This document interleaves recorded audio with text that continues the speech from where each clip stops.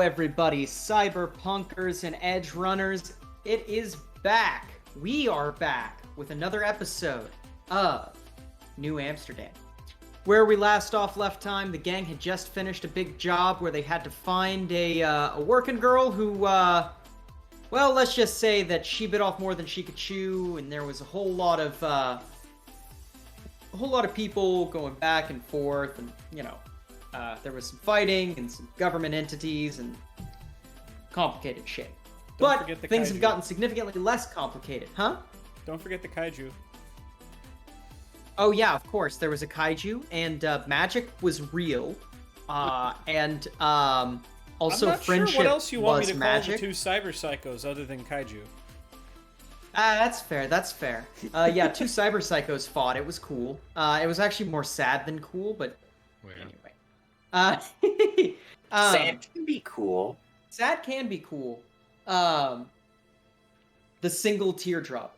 But yeah, so where we are now though, everybody kind of split for the week, right? And it's been a week since the gig. And we're gonna kind of see what everyone does in that time, right? And we are actually going to start with Devlin. So Devlin, what have you been doing for this week since you finished that gig? Oh, just the usual stuff. Working for the man, procuring items, every once in a while checking the scream sheets. Naturally. And yeah, you're noticing that your boss, which I don't remember if we gave your boss a name yet. No, we didn't. We just know he's crazy. Yeah, we should probably give your boss a name. We're gonna call him Vic. We're gonna call him Vic. Vic Darger. Vic. At one point, he probably like while you're doing your grind and that sort of thing, he gives you a call, right? Okay. Calls you and he's like, oh god dang it, what is your actual name? Oh yeah, Damien. There we go. Yep. He goes, Damien Demola. Hey, Damien. I am right. And yeah, and you can tell he's up on something. You don't know what it is, but he sometimes gets these, Gotcha. Yeah. It's like, Damien. Okay, Damien, you've been doing a pretty decent job, right? You've been getting shit done. You've been making us some good money. Listen, here's the thing though. Fabrication on my fucking ass, right? They're saying that we're taking too much money, right? They're saying we need to get rid of some of this cash flow, right? I think it's bullshit, right? My department does fantastic, as I have always told you. And, he has never told you that. He is an asshole. It's like, but here's the thing. I'm asking around, right? Different people. If you had to lose Shia... No, let's not phrase it like that. Have you done a quarterly review with Shia yet? And he's like, kind of moving his pen around and like giving you the weird eyebrows that are very definitely he's trying to hear a specific thing from you. She's been doing exemplary work. I didn't think I needed to review it. However, as long as you say she needs a review, I will give it to her. Okay. So you're saying, okay. He like clicks the pen, holds up his iPad or whatever it is, his little data slab, kind of starts marking with the stylus. So, if you had to rate her on a 1 to 10 for effectiveness. Oh, she's definitely a 10. Okay, 10? Alright. If you had to rate her 1 to 10 on cordiality. Oh, she is definitely a 10. A 10, okay. What about if you had to rate her 1 to 10 on coffee runs? Well, I don't tend to send her on anything that's, trivial. But if I asked her to, she would get it lickety split, so that would be a 10. He like marks it down, and he kind of gets a little bit of a frown. Goes, okay, so Shia is perfect then. No room for improvement? Actually, she could, I don't know, try a little less, because she's really good and she's probably going to take my job someday. And he kind of looks at you and he kind of chuckles and he goes, all right. Well,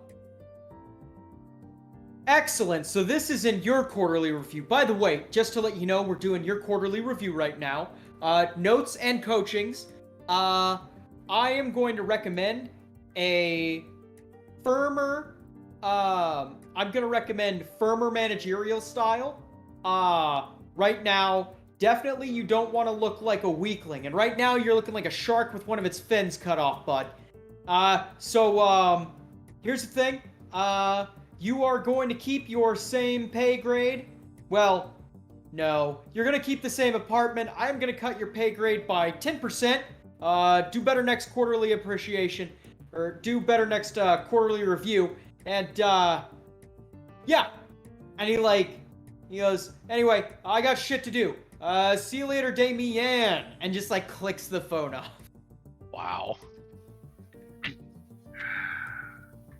What an asshole. Yeah.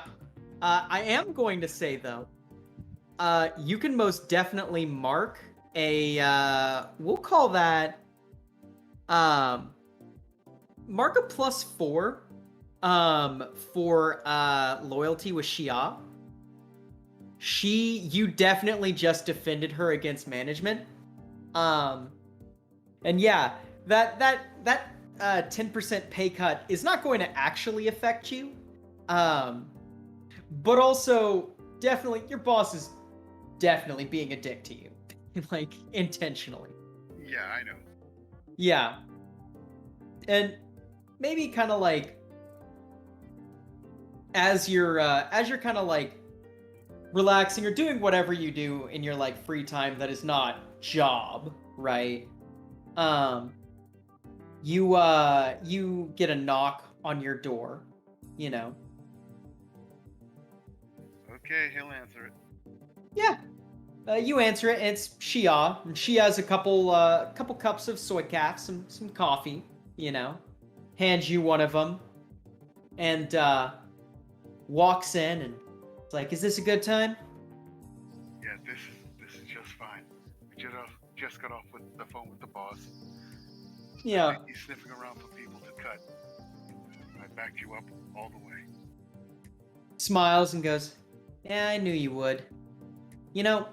Actually, he came in right after your dad left, so he doesn't know the respect that needs to be given. I know. He is unaware, but he's also a bit of a jerk. Yeah, and she chuckles, nods at that, and is like, yeah, I would definitely agree with that sentiment. Kinda, leans back, and, is like, so, did I ever tell you what ended up happening? The, politics that ended up happening caused your dad to, leave the job? No, actually, I never knew the specifics. Kinda nods and goes, well, there's a few things that happened, but, way back whenever there was that buyout, and, Ninja Cat bought up a, wing of Hephaestus, a fabrication wing, the one that's apparently taking funds at the moment. Yeah, he did mention something about that. Yeah, well, ended up that, your dad happened to be part of acquisitions, right? And he was employee acquisitions. Kind of leans back. He's like, ended up being that he hired about 15 of us assistants, you know, whatever our job title ends up needing to be for the situation. She kind of, and you kind of get it, like, she was given to you partially as protection and Yeah. partially because she volunteered, you know? Yep, I get it. Yeah. And she's like, so, thing is, well, I happen to be a part of that hiring feed, and apparently your dad saw something in me, because I ended up being, I mean, you know this, I ended up being his bodyguard for a little bit. But apparently a few of the people that he hired ended up being moles. I don't think that was his fault. They did real good at hiding, but, well, a couple of them were moles for op, and just so happened that, the guy that Vic replaced, you know, the guy that used to be your dad's boss, op maybe had something to do with his, replacement, if you catch my drift. I see. Yeah. Now, again, I'm not blaming no one. Your dad, he knew what he was up to. He knew what he was doing. These guys were good. Real good. Apparently this guy had fucked up in some kind of horrendous way because, well, that ended up happening. But, yeah. I figured, you know, you've been working for this company for, what, little under a year at this point? Something like that, yeah. Yeah, and you've been doing a pretty damn good job. I just figured I'd let you know.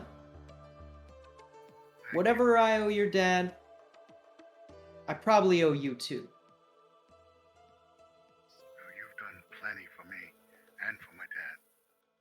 Yeah, and she kind of nods and goes, well, here's the reason I was actually coming over, aside from delivering coffee and nostalgia. She kind of takes a dossier paper, hands it to you, and goes, this guy's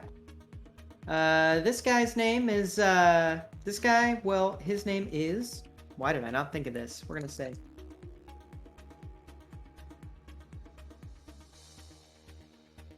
this guy's name is Carl Volksnell. And this man happens to be a potential replacement for Vic. Now, I'm not saying that anything funny's gonna happen to Vic.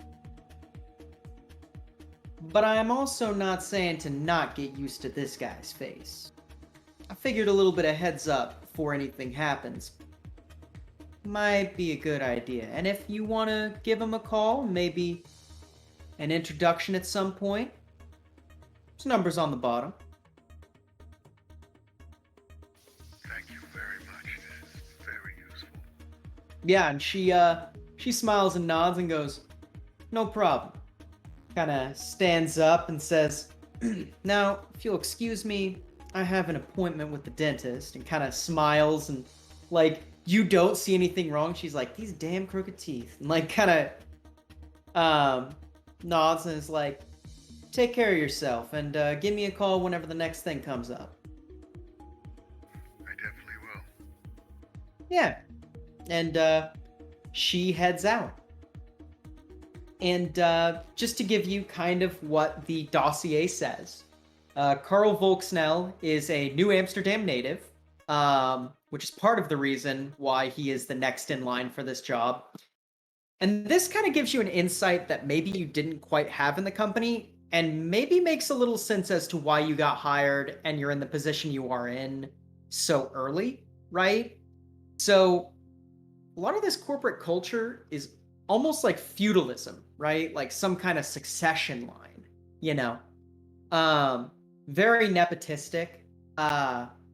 and a lot of times set in stone years before something will actually happen, right? But apparently Volksnell interviewed for this job a while ago, and he's been waiting for it. The dossier has a couple notes from Xia that mentions that Vic's reports as of late have been not super great to corporate. And he's been kind of coasting by on being a socialite and a real good ass kisser. But that may be wearing thin. And the only thing between Volksnell and Vic is most likely that Vic is on like a 10-year contract. And he would need to be off of that contract in some way. And it never directly says in which way he might be off that contract. But you get a couple inferences here and there.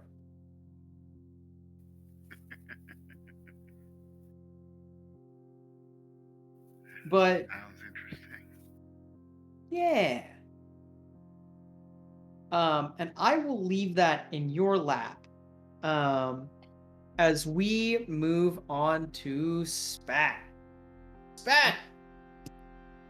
It's been a week since the job. What have you been up to? You been talking to anybody? Anything like that?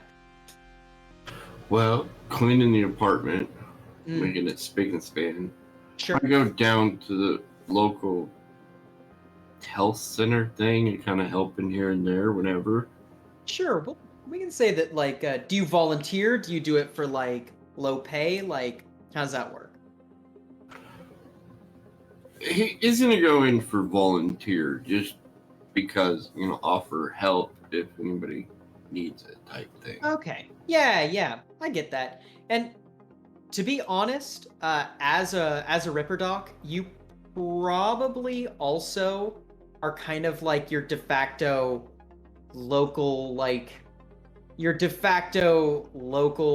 oh shit, somebody fell down the stairs, quick, go grab him, like, sort of thing, or something like that, Like, there are a couple Ripper Docs in this building, but you seem like the more social type. Yeah, he'd be making sure everybody paying attention to the radio and news and stuff. If something needs help, reason, something. I don't know my wording. No, I gotcha. And that totally makes sense. And this maybe might raise a few things. Like, there's a lot of reasons why Ripper Docs would be independent as opposed to working for EMED, right? EMED is a steady check. You're guaranteed to get 3 hots and a cot. You know what I mean? Like, you're guaranteed to have your bills paid with EMED. But also EMED is super restricting and pretty hostile environment. They chew up and spit out doctors that aren't like the best of the best, and even those guys sometimes get like screwed with like, yeah, you drive the ambulance. Like, the guy in the back doesn't know how to do a triple bypass. You do, but you're the ambulance driver, so suck it. And that might be one reason he doesn't work for the corporation. He kind of sticks to himself because he knows his skill level and it will help people better, not going corporate. Right.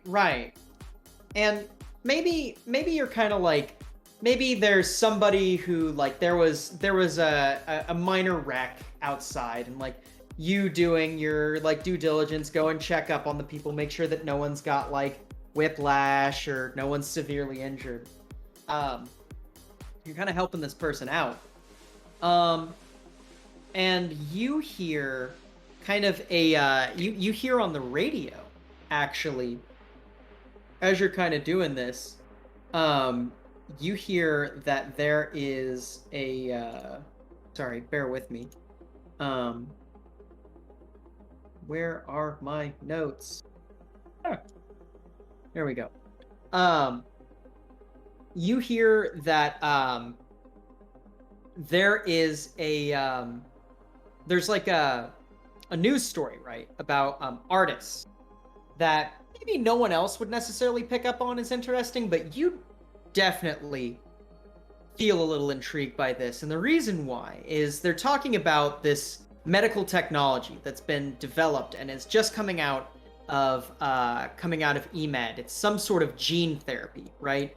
It's supposed to help reduce and even revert neurological damage, which is one of the things that modern medicine, still to this day, is having a hard time doing. You know what I mean? Like, there's this big issue where the brain is still like mostly unmapped. Like, we can apply it to engrams and AI, but even that is still one of those weird things where we don't quite know how we do it. But there's this new gene therapy, right, that's helping rebuild neuroplasticity and even give new life to brains of the elderly.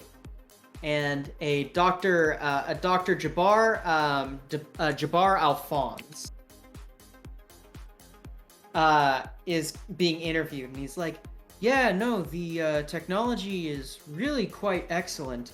We've seen radical improvements in seniors over the age of 70. We've seen improvements in developmentally disabled people, children especially. We can usually nip things in the bud as soon as we see them. This is going to be a whole new breakthrough in the field of science. Maybe the interview is like, right, but Dr.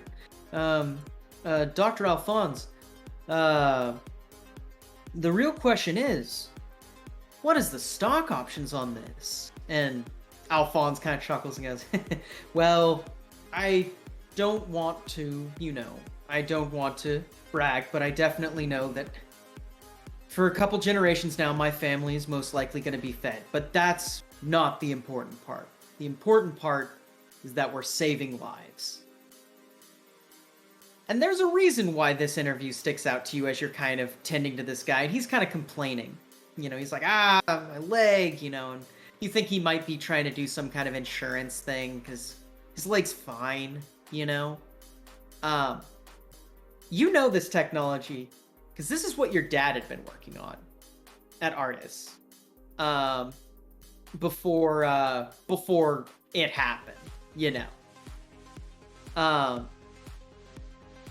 What is Spate kind of thinking in this moment, or what does he do as he's kind of helping this person? Well, he's gonna contemplate a little bit, because if I remember correctly, technology was stolen from my dad. Yeah. So some more investigation needs to be done about the direction of this technology and where it veered off, and maybe claim it back for the family. Yeah. So yeah, I definitely put his name in the chat in case you want to write that down on your character sheet. But yeah, you're kind of catching this. It's more than just a hunch. It's one of those things where you hear something and you don't have any direct correlation, but you just feel in your bones, you're like, no, this has got to be that thing. It's one of those situations.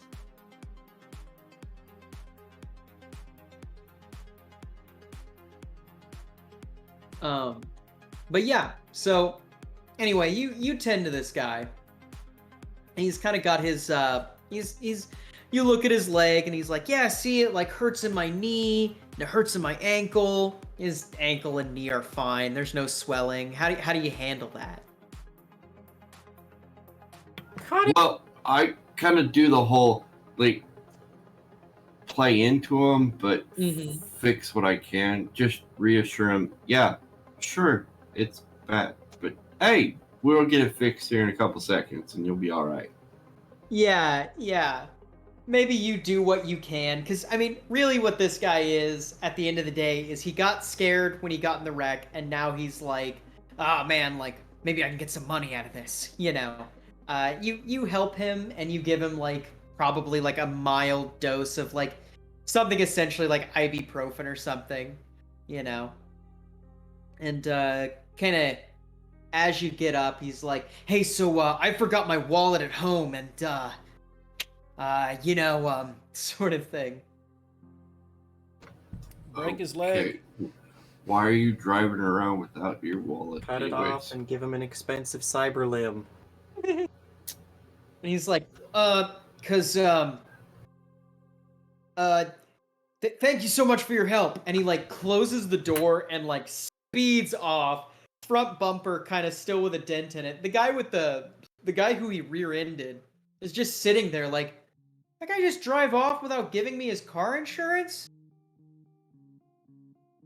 He didn't have any. Yeah, Yeah. you hear as he drives Has away. none. I have no insurance. Yeah. The guy's just like, shit, is not my day. You know, he kind of looks at you and goes, well, hey, I appreciate you checking me out. I know there was nothing wrong. And he kind of hands you 10 eddies, and he's like, I know it's not much, but he's like, I know it's not much, but if you ever need a ride anywhere, and he kind of like points to his car, and you notice at this point, he's got kind of like, he's got a Yacht sticker on his window. And he's like, it wouldn't be Yakton. It would be, give me one second. Because Yakton is all bikes. It would be, come on.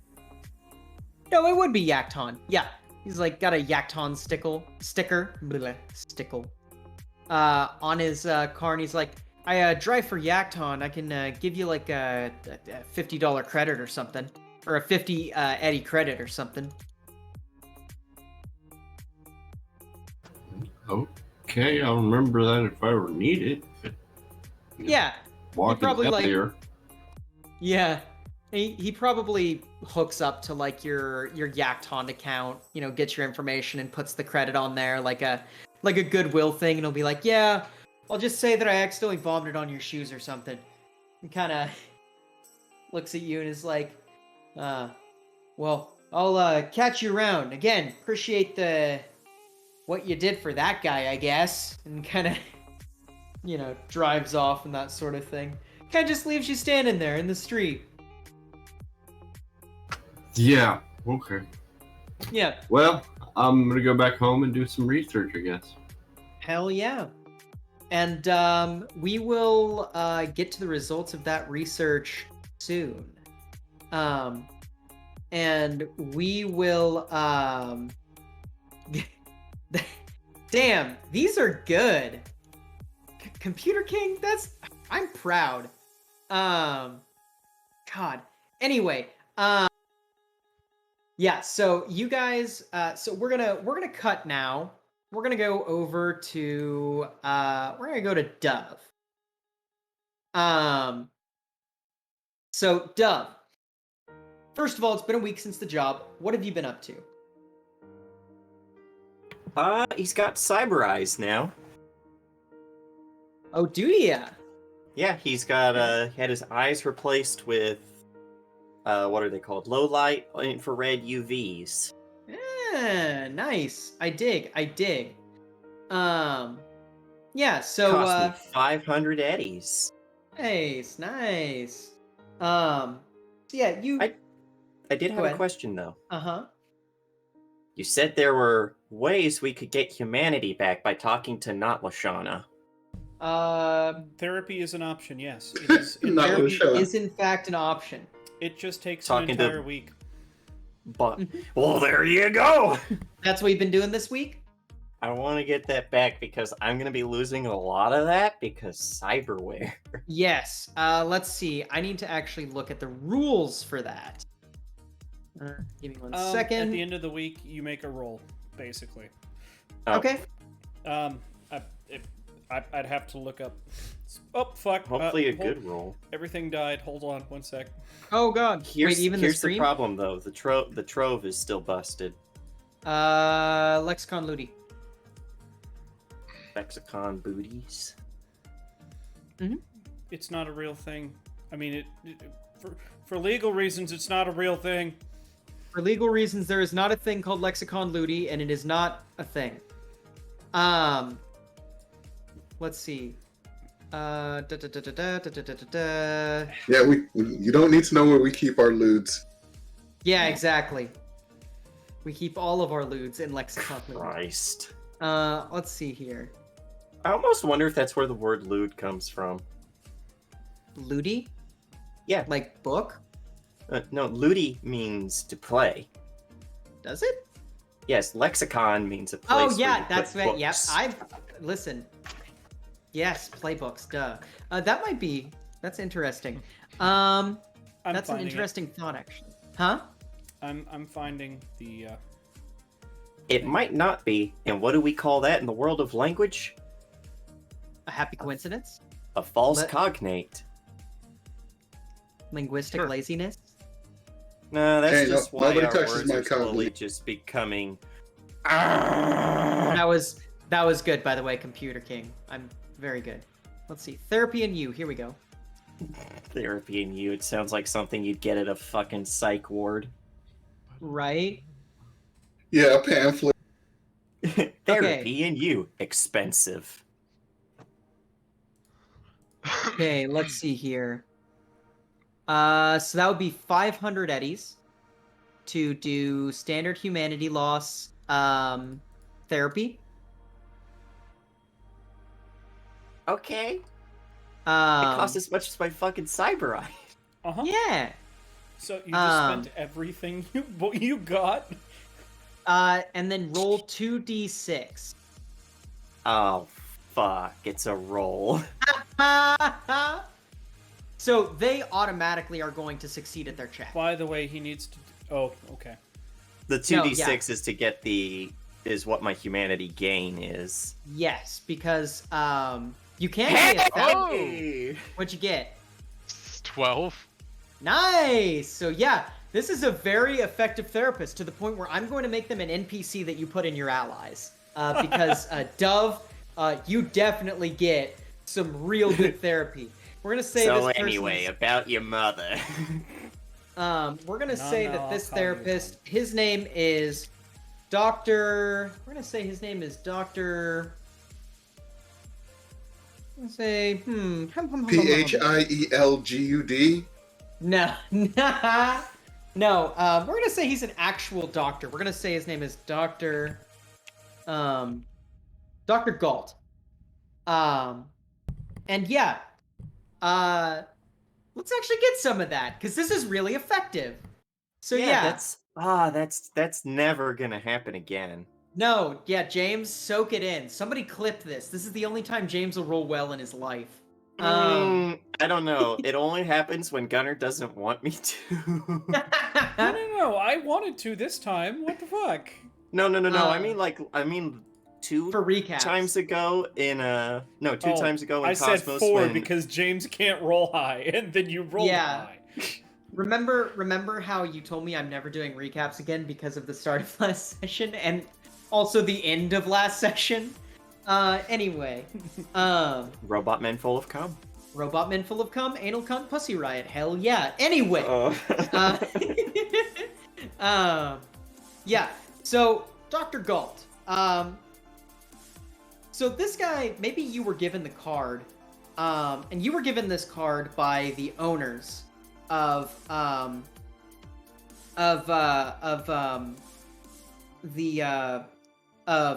Showgirls, right? They're Mhm. like, he's really good, you know, he's a great fucking therapist. And by the way, Showgirls is owned by a husband and wife, right? Oh, that's surprisingly wholesome. Yeah, they're a mom a and pop. titty bar Actually, owned. I was gonna introduce them this session because I really like their characters, but I really like the idea of Dr. Galt as your kind of thing for this like in between session. Yeah. For this time around. Next time though, if there's nothing doing, I'm definitely gonna introduce the mom and pop prostitute shop, because they're great. I love their character. I was practicing them all day. But no, yeah, you get this card. And you're expecting, because you've worked for a couple clubs before, and like you've seen the places that they send these people, and they're usually just, here's like a bunch of citalopram. There you go. Like, oh, you feel bad? Well, everyone feels bad. Here's some drugs. You know what I mean? Mhm. you go to this place and it's in Centrum, and you're like, okay, well, yeah, there's a lot of like small offices in Centrum. You go to this big building, right? It's a really big building. It's very big, James. James, I want you to appreciate that this is a big building. I don't know why. Big building. Big. Yeah.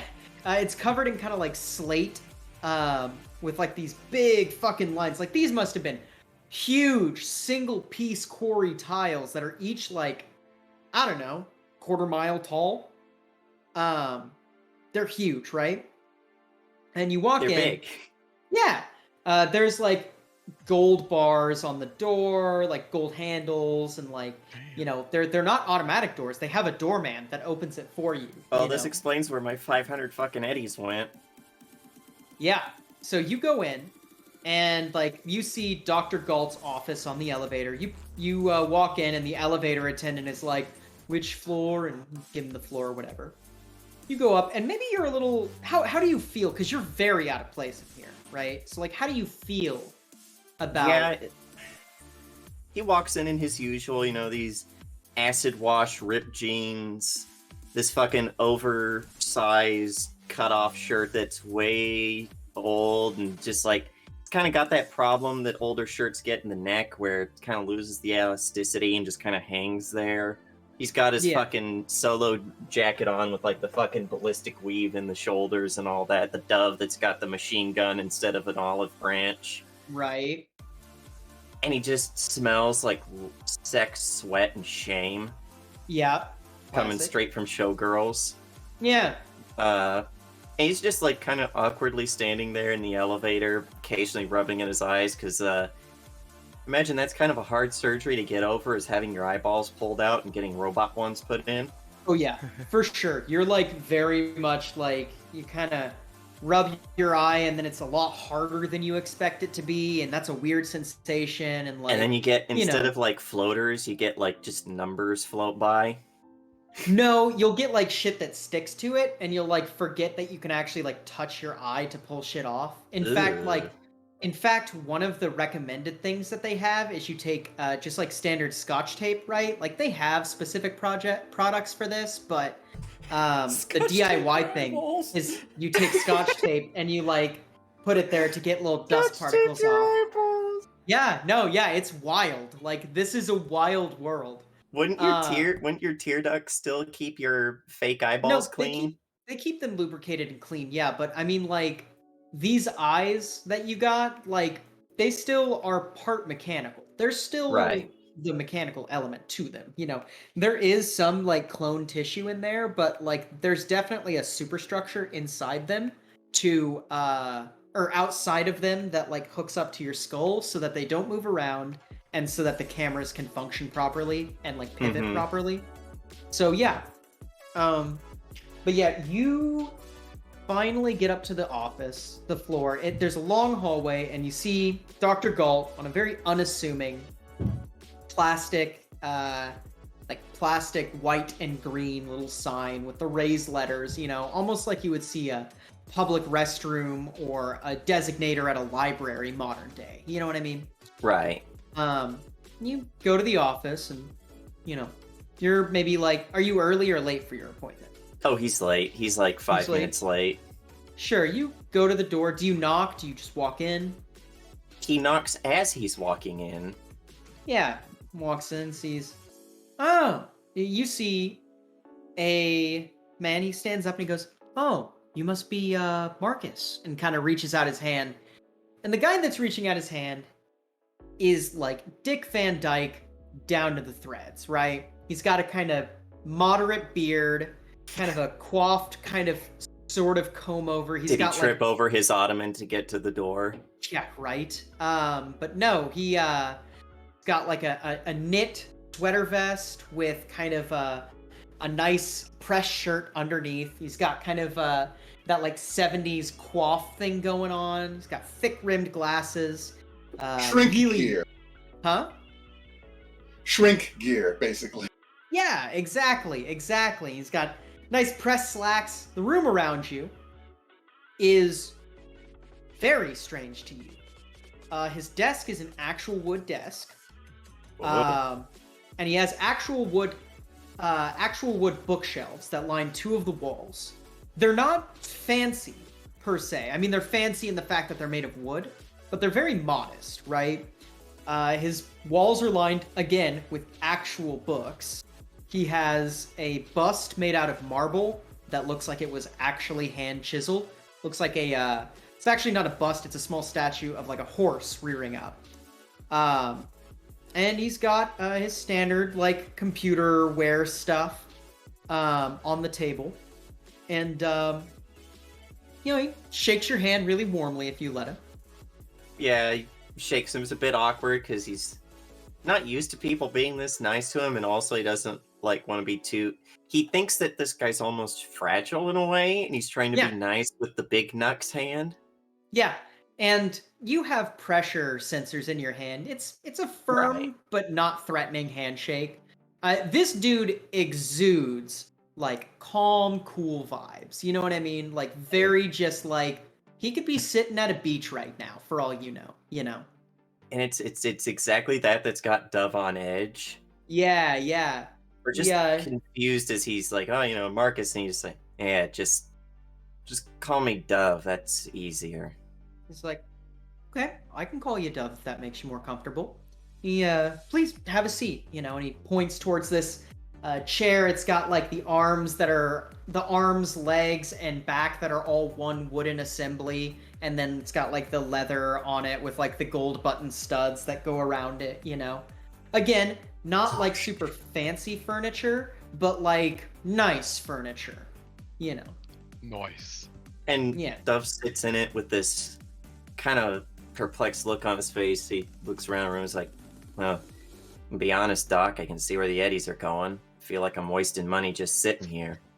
He goes, oh, don't worry. You're only going to have to pay the copay. Showgirls actually pays the brunt of the fee. That makes it even worse, almost.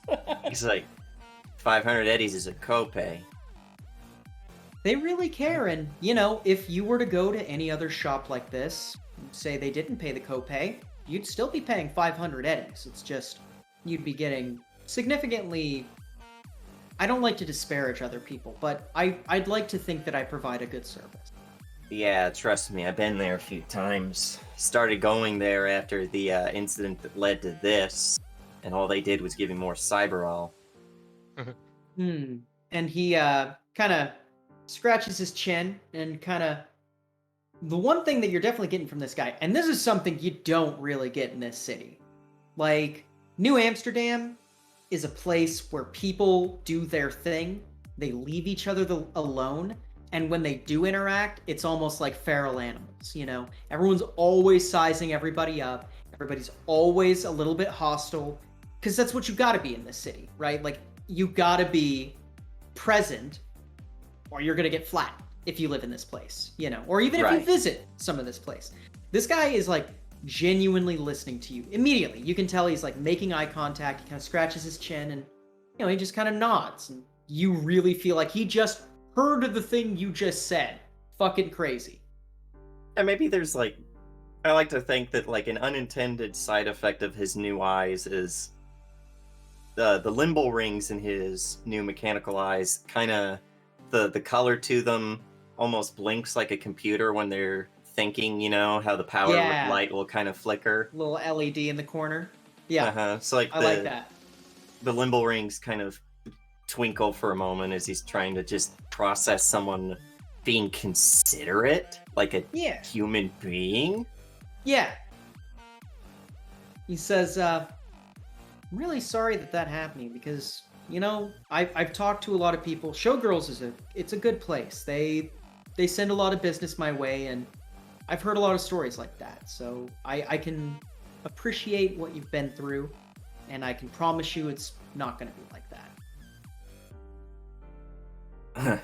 Yeah, well, if it's not, maybe I'll just come back when I get more eddies, because, those ain't exactly falling off of mechanical trees. Oh, no, don't worry. You're already paid for this session, and, you're always welcome here. Kind of smiles, and he slides a paper towards you, and he says, or not a paper, maybe he slides a data pad towards you and he says, I need some basic medical information. This is mainly for if I'm going to need to prescribe anything, which, again, I'm not the kind of person who likes to prescribe overzealously. And any family history that you might have. If you Oh, don't have that's that, it's not he something I really know. kind of nods and says, okay, I understand. Again, I'm sorry, but that is totally fine. You can leave those spots blank and we can just talk, you know. Nods. He's like, ain't nothing to really get bent out of shape about, Doc. I mean, how long have you lived in the Napple? Says, I was born and raised here. I grew up in Zeeburg. Kind of smiles. Well, where did I say it came from again? I Was think, was it the tracks or? yes, you came from the tracks, which is pretty rough. Yeah. Zeeburg, you would know Zeeburg is also pretty rough, but in a different way. It's not a militarized zone, but there's a lot of gang activity out there.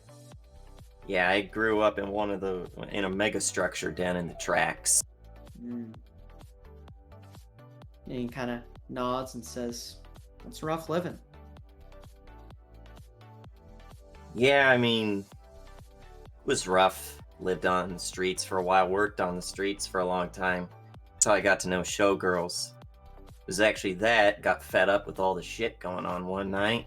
Had enough money from a John that decided to pass out, had a big fat wallet sitting right there, and I thought, I'd lost a few important people over time, these boosters, and, well, didn't need this arm that bad, I guess.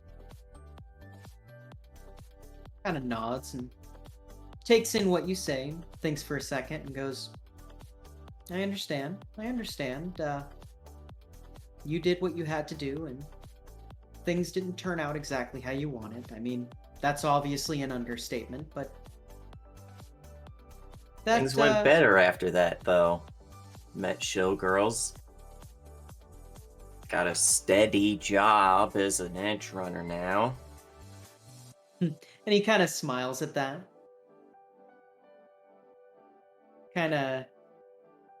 Well, I couldn't help but notice the slight contempt in your voice as you said steady job and Edgerunner. I understand it could be sarcasm, but how do you feel about doing subcontracting?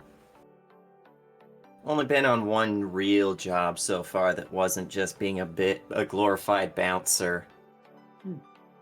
Pretty rough. Nods and says, a lot of them do go that way. And says, you do have your skin. And that is one thing to be thankful for. Can't say that about the old man. Kind of pauses for a second. Says, something on your mind about it? I don't get him. Some old curmudgeonly man. Part of the Scarlattis, even though he didn't look Italian to save his life.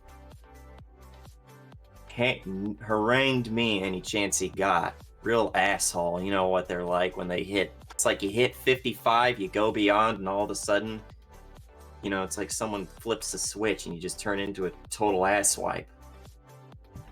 I feel so loved right now. Then, sitting there, dealing with some new human. Sitch goes pear-shaped. Fucker blows himself up to save us. Tosses me his gun. Pretty nice piece. I'd have brought it in, but the place didn't really seem the type to bring guns. And, I just don't know how to feel about that, I guess. It's like, why me? There were much more important people there. We had corpos. We had one of those freaks from out in the woods. A lot of people that could have done better with a piece, Just listening. Well, that does sound somewhat offended by that. perplexing. And what'd you say, Scene? I'm offended by that. Right? Says that does sound a little tricky. Did you have any particular interactions with him or anything along those lines? Nah, just a whole, like I said, a whole lot of little needling comments about my past life, you could say. Don't think he really approved of my former career. Kind of nods and says, well, far be it from me to psychoanalyze anyone. He kind of gives you a smile that's both a little bit sarcastic and kind of genuine. Says, but sometimes people like that, especially people who are in the business that the Scarlattis are in, sometimes they needle the people who they see the most in. Maybe see the most of themselves, or just the most potential. If I start dressing like that guy, I think I'm gonna shoot myself. Kinda smiles and says, I don't think that you have to dress like him. And I don't think that he expected that either, but, you know, I can see what potential he might see. I mean, the second you walked in here, you were confident, and you also are very clearly, at least somewhat understanding of your own situation. You seem like a smart fellow. Ain't smart, not in the traditional sense, but listen, you've lived in the Napple as long as I have. You know you don't get anywhere in this city without getting put on a stretcher unless you know something about something. Yeah. Maybe it was a metaphorical passing of the torch, or I hate to say it, but could have been proximity. Now that I think about it, I think I might have been the only one he could have granny appled that whole thing too. Pretty heavy gun. Old man like that, surprised it didn't break his hip. You don't feel the weight of the sins that gun has produced? Wait, you said it was heavy. Kinda smiles at you and goes, well, you obviously know. I don't know the situation, and I couldn't begin to tell you why he would give you that gun, but I think that the situation that you're facing is one that you have a lot of control over, the reasons why. We tell ourselves stories every day, and whether they're true or not, they mean something, and, well, maybe, just maybe, you can tell yourself a story about the gun. I don't think you'll ever know the real reason, but are you okay with that? It's not necessarily even the old man or the gun that's got me bent up. It's the job itself, and struck a little close to home, I guess. You're sent out to find one of those girls that disappeared off near 9th Street. And a couple nights before I decided to kick the can, as it were, about being a whore and become a solo and whore myself out in the killing sort of way, well, there was this girl, and she didn't come back one night when we all started checking in, and, you know, just in a gutter somewhere. Someone important. That's when I decided, and I did, that I was gonna cyber up. I was gonna get the nearest crappy bit of lead belcher I could. And I walked into that crack house. I found every fucker who did it, and I put them all on the ground. And I told myself, ain't gonna happen again. And it happened again. By the time we found that girl, she was so bored out, I don't even think she knew who she was anymore. Just, it's like looking at a dog. You got one of them wild ones pulled up in the corner, you know, the ones that have been made to fight and kill and rip each other's throats out at fights all night. When you look them in the eyes, it's just wild. And that was hers. And then guy who was sweet on her, just as fucked up, just as the two of them together could have built a car with all those parts. And then one gets blown away, beaten to a pulp. The other one gets pulled off by some goons. Night keeps going on.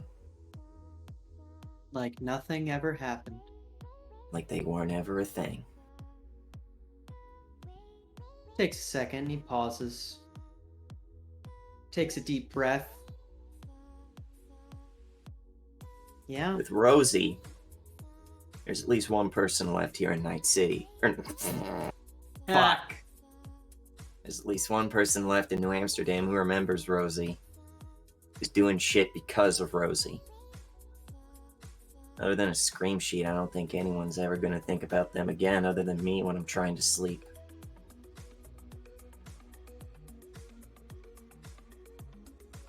So how are you going to make it right then?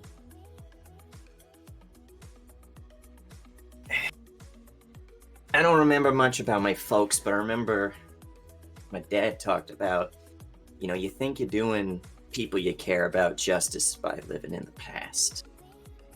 But if you really want to do shit for someone that you cared about, you keep on going.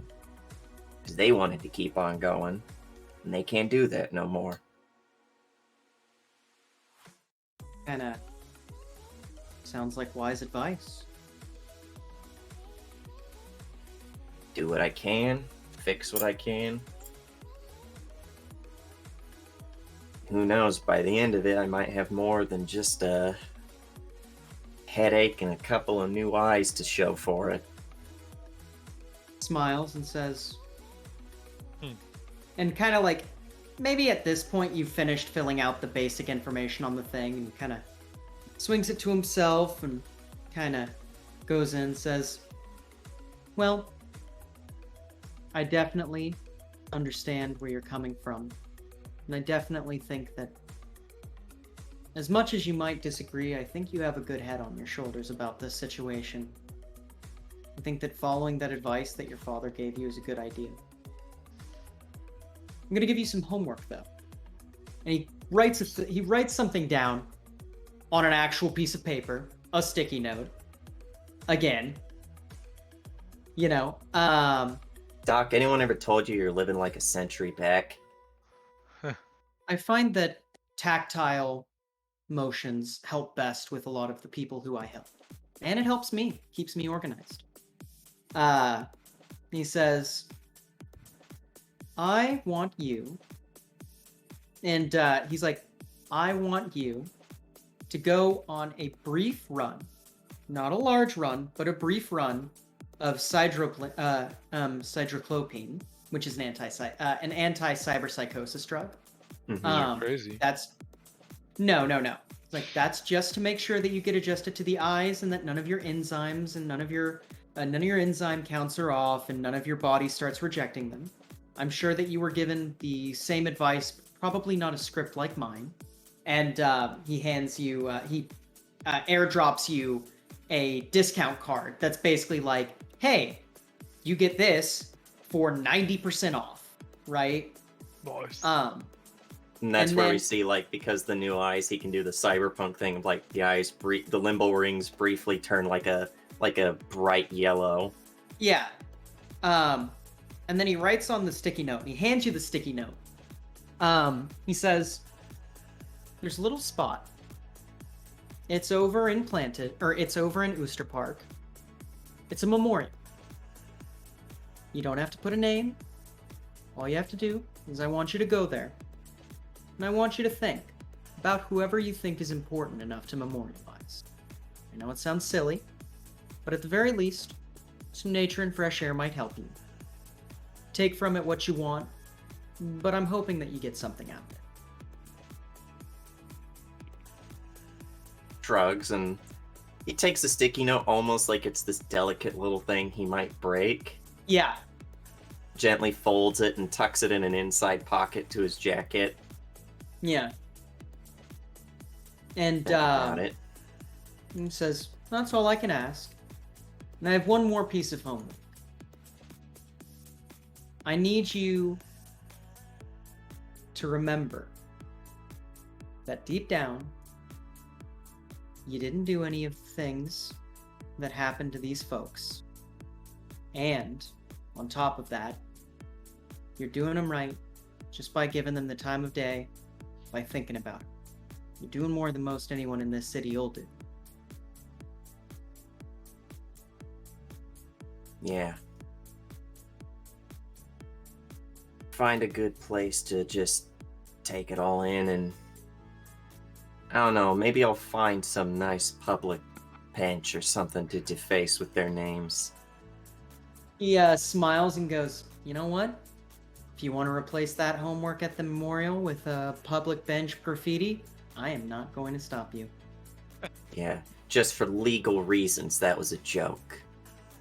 He says, you know what the 500 Eddie copay gets you? Me not caring about anything you tell me about an edge running job, or anything else for that matter. The only time I'm gonna act on anything is personally, and if I feel that you're in danger. This line of work, Doc, I'm always in danger. That's what makes it fun, you know? Kinda smiles and goes, don't worry, I've been in the line too. I know what danger actually looks like. That does have him being like, huh? Yeah. The small baby man do the thing? Yeah, and at this point, you hear a knock on the door, and he says, just 1 minute, please. Kind of looks at you and goes, if you'll excuse me, I do have another client, but I've really appreciated talking to you today. And I want you to remember, if you ever need me, part of that copay covers 1 free phone call to me. Past that, you'll probably have to talk to them again because this is not an insurance setup, and unfortunately my network doesn't allow me to work for free. But I'll be there for you in any way that I can, even if it means being outside of my record. Yeah. One last thing before I go, Doc. Hmm. This building ain't a smoke-free zone, is it? The filtration systems in this place, they can fuck off if they call it a smoke-free zone. Kind of gives you a big smile. Yeah, Daddy pulls out the carton of cloves, pops one. He doesn't light it in the office. He gives him that dignity. Yeah. Yeah, just gives him a nod. Opens the door, probably does the whole NA size up the person who's on the other side. And you see this very nervous looking, like corporate looking woman who's just like, looks tweaked and just like super, just fucked, like super anxious. She like looks away from you like immediately. He stops. Holds out the carton with us, like, pushing on the bottom so cigs popping out. He's like, you know, good deed, pass it on. Yeah, and she like quiveringly takes it and like, thanks.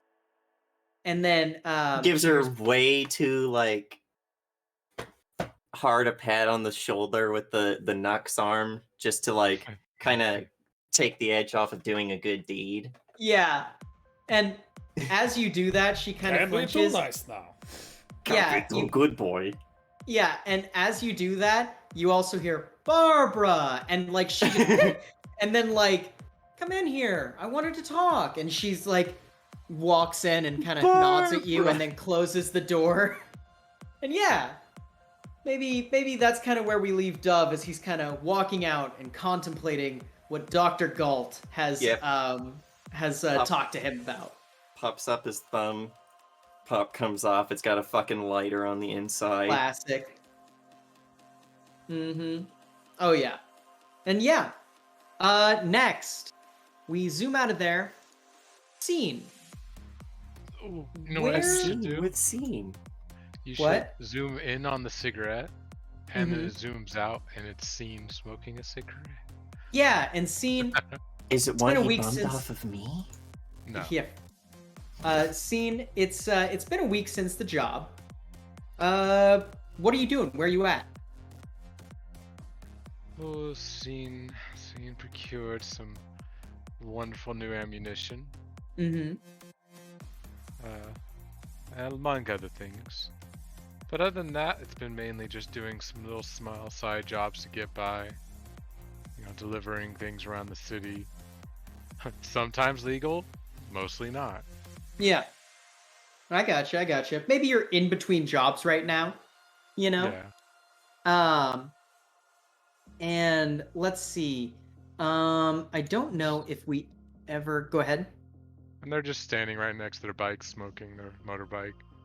Yeah. Okay. And let's see. What is Scene's what? Okay.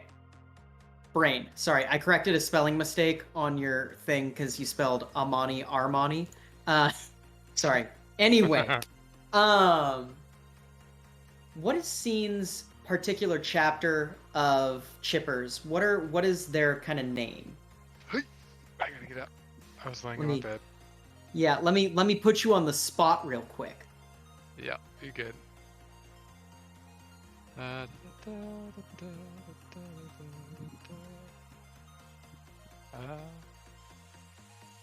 did they go? Well, I know I had my past mentor was Serpent, and we're a small pack of like 100 more, pretty much incorporated into a larger pack. I think is what we talked about. Yep. So I don't know. What would be a good name? Charmers, maybe? The Charmers? Yeah. Yeah, that works. Okay. Yeah. So you here, I'll just drop that in here so you can write that wherever. There we go. So you get a call maybe as you're sitting there, you know. It's a member of the family, right? It's Spice. Spice is kind of the guy who sets up jobs for you, you know, and like you're one of like maybe 3 people who operates in the city, you know. Right. Yeah. Okay, yeah. Scene will answer. Yeah. Pull out the phone and be like, go for Scene. He's like, "Hey, Scene, how's it going? Oh, you know, just doing odd jobs. You finally got one for me? Yeah, actually, I got something for you. So we're looking at something from the city going out, actually, going into the woods, which, you know, kind of the way this place operates is stuff goes in from the forest and out the docks. It's kind of like the natural thing. The other way around is a little trickier to do. It's not unheard of at all, but it's less common, you know. Okay. Yeah. He's like, yeah, some girlie in the Jewish quarter. She's wanting weird shit. She's wanting a bundle of these flowers taken out into the forest and planted. So it's not a body. Got it. No, not a body. Not at all. And I tried to see if that was some kind of weird euphemism, you know, I mean, Demakshpi loves to be all sorts of secretive about stuff, but no, it's literally just flowers. Something called a chrysanthemum. That's a good short story. What's the pay? He's like, yeah, we'll give you, well, we'll, the pay's going to the family, but, I can cut you probably about 50 for it. Should be fairly easy, just something that, she doesn't have the stones to do herself. Apparently the location is the delicate part. It's, somewhere where, apparently it's, where her brother, got hit by the forestry. Ah, those assholes. Yeah. So it's Yeah, it's take it. kind of nods and goes like, yeah, it's one of those courtesy jobs, you know. They're paying us just enough to get it out into the place. Not a problem. Gives me something to do. Get a little fresh air. Probably should Kinda clean like- out these lungs a little bit. Yeah, I don't know how you do it in the city. I swear the smog is thick enough it turns into smoking. Hey, you ain't still smoking, are you? Nah, gave that up a long time ago. She pulls the cigarette out of her mouth. Yeah, he goes, good, that shit'll kill you. He kinda goes, alright, well, I'll shoot you the deets on your agent. If you could get that done this afternoon, I'd be appreciative. And if you want to stop by camp, I got something for you too. Oh, didn't even know it was my birthday yet. Oh shit, is it your birthday? No, it's not your Fuck if I know. birthday. Yeah, and he goes, alright, well, I'll see you when I sees you. See you now. Yep. So yeah, Spice sends you the coordinates to the particular house. Yeah. Yeah. So do is you get on getting that? out of the go is ahead. getting out of the city any difficult normally? There's usually like a checkpoint to get into the forest, but you guys have all the paperwork needed to fake your way through it, you know? Yeah. Okay. Yeah. I ride my bike over there, my motorcycle. Yeah.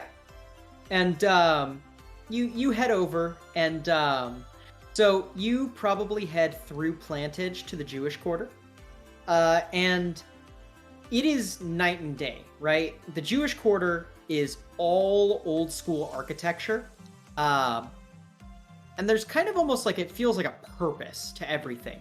There's not advertisements in the Jewish Quarter. Crazy, right?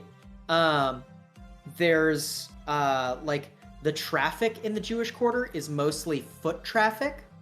Very few vehicles going through. And everyone in the Jewish Quarter very much keeps to themselves and kind of just, you know, hangs out. Like, yeah, there's a little bit of tourism, but it's nothing compared to the other parts of town. Jewish Quarter is seen as kind of a boring part of town where old stuffy people who have appreciation for things like architecture that is from the last century go to, as opposed to the hot, fast world of sex, drugs, and rock and roll that New Amsterdam is. Yeah, there's a brief moment where Scene's just like, huh, I know where I'm gonna retire. Yeah, yeah. Oh, those are good. Good job, James. Yeah, so you go in, and this area that you pull up to has a large group of people. They're all in black. You see some like Orthodox Jews, and like all of them are dressed Orthodox, right? Head coverings, black clothing. All the women are wearing long dresses with the kind of almost Mennonite-looking head covering, and all the men have that kind of bowler hat kind of thing going on. Oh yeah. They're all kind of standing in a crowd, you know, and you pull up, and you know, one of the men, they all kind of murmur about each other, and one of the men walks up to you and says, Are you the one who's supposed to take the package? Yeah, I'm here for that delivery. Kind of nods and kind of shuffles back into the crowd, and a little girl comes out, dressed kind of like these older women, you know, but not the clothes, but the weight of the clothes, because these are very obviously mourning clothes, right? And they feel way too heavy for her when it comes to like the emotional weight of these clothes, you know? She walks out, she's got red face, obviously had been crying, you know, and she kind of shuffles up, and one of them kind of motions, you know, with their hand for her to kind of go up there. And she goes up and, you know, takes the flower, and it's a chrysanthemum. It's you know, kind of, it's white, and it's a beautiful little flower. And she hands it to you, says, take care of it, please. Of course, I'll make sure it gets to its destination. She kind of weakly smiles and kind of shuffles back to the group a little awkwardly, and you know, the man who greeted you kind of nods with a warm smile and gives you a slight wave. Yeah. And as Yeah. I turn to take it, how much would seeds cost? Seeds? Yeah. Depends. If it is a like an unmodified seed, probably about like 50 eds a seed. But if it's like one of those like, this grows for one season and then dies, we're Monsanto, like maybe an ed a seed or something. Are Like you a talking packet about of chrysanthemums. annuals? Yeah. Just You know those are all natural, annuals, right? right? Like a packet of chrysanthemum seeds. I don't mean annuals, by the way, guys. A packet of chrysanthemum seeds, we'll say that you could probably pick one up, just a basic one for like, just like negligible, like 5 eddies or something. Yeah, Cena go grab a packet Okay. Yeah. before they head out to the forest. Yeah. Okay. So yeah, you pick up a packet and you drive out towards the edge. You probably take the quick route out through Vondel Park, and yeah, you drive for maybe 5 minutes, and you get to the checkpoint, and you see the HFS, the Holland Forestry Service. They are classic, doing their checkpoint search. I was just laughing. Yeah. And you go in the line and you finally come up and you see a guy walk up with, you know those cyber dogs that have been in the news lately? Those Yeah. Boston Dynamic ones? One of those. And in fact has a Boston Dynamics logo on it because that is an actual place, that is an actual academy here now. The ones that fucking tip over anytime they try to go around a corner. Those are the old models. The new ones are being tested in police areas now. Very scary shit, actually. They like can self-stabilize and shit. But yeah, so you see one of those. Some lady comes up and goes, "Papers." Yeah, I was gonna say if I saw the dog before, Mm-hmm. I'd probably light up a cigarette. You know, put the pack in the same pocket as I have seeds and Yeah.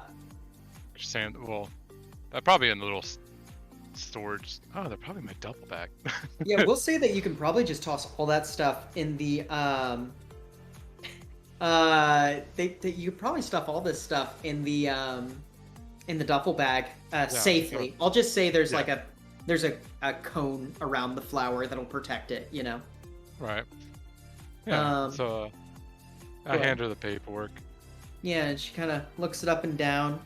Maybe there's like a moment where she's like, "Where are you heading in the forest?" And Are nomads acceptable and stuff like that?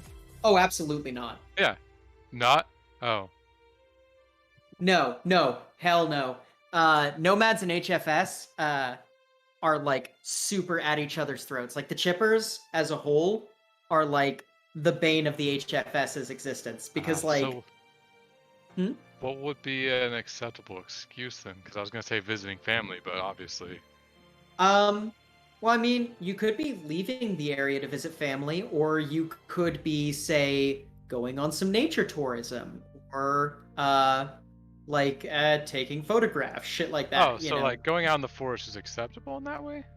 Yeah, no, you can go into the forest. You certainly are not allowed to live in the forest. Oh, And there okay, are yeah. roads that go out of the forest, out into the countryside writ large. Oh yeah, cool. Then yeah, I'll just go. You know, just need to get some fresh air, maybe some photographs. You know, probably pull out a little camera.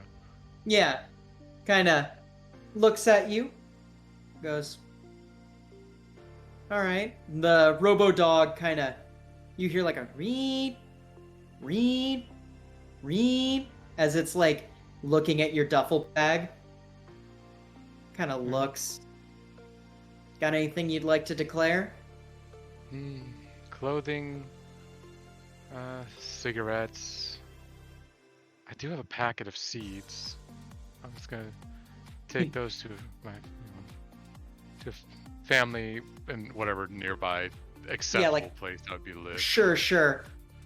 And make me some sort of diplomacy roll here. You mean make you my specialty? As long as I Yeah. don't roll more ones, because every single time I did this, I kept rolling ones.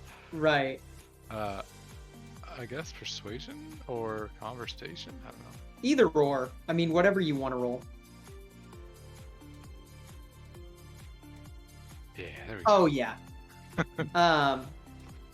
She kind of looks at you, and maybe you've got that kind of smile down, that, like, just yokel smile.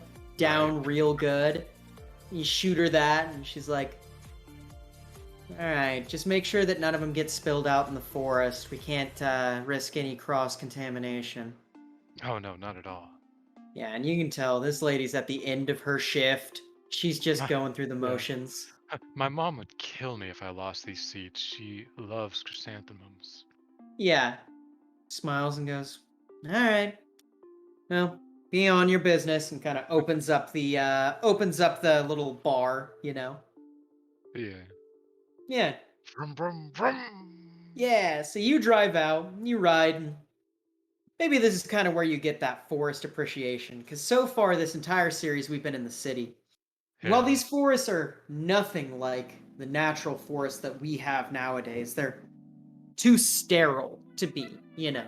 These are the kind of things that they do controlled burns in once a month, and they make sure that just the right amount of grass is placed and the right amount of moss and leaf beds, and they Ugh. put in invasive species and then put things to take out the invasive species, and they put in games so that, you know, like CEOs can go and hunt in the forest, etc., etc. Ecotourism is a huge part of the New Amsterdam economy, right?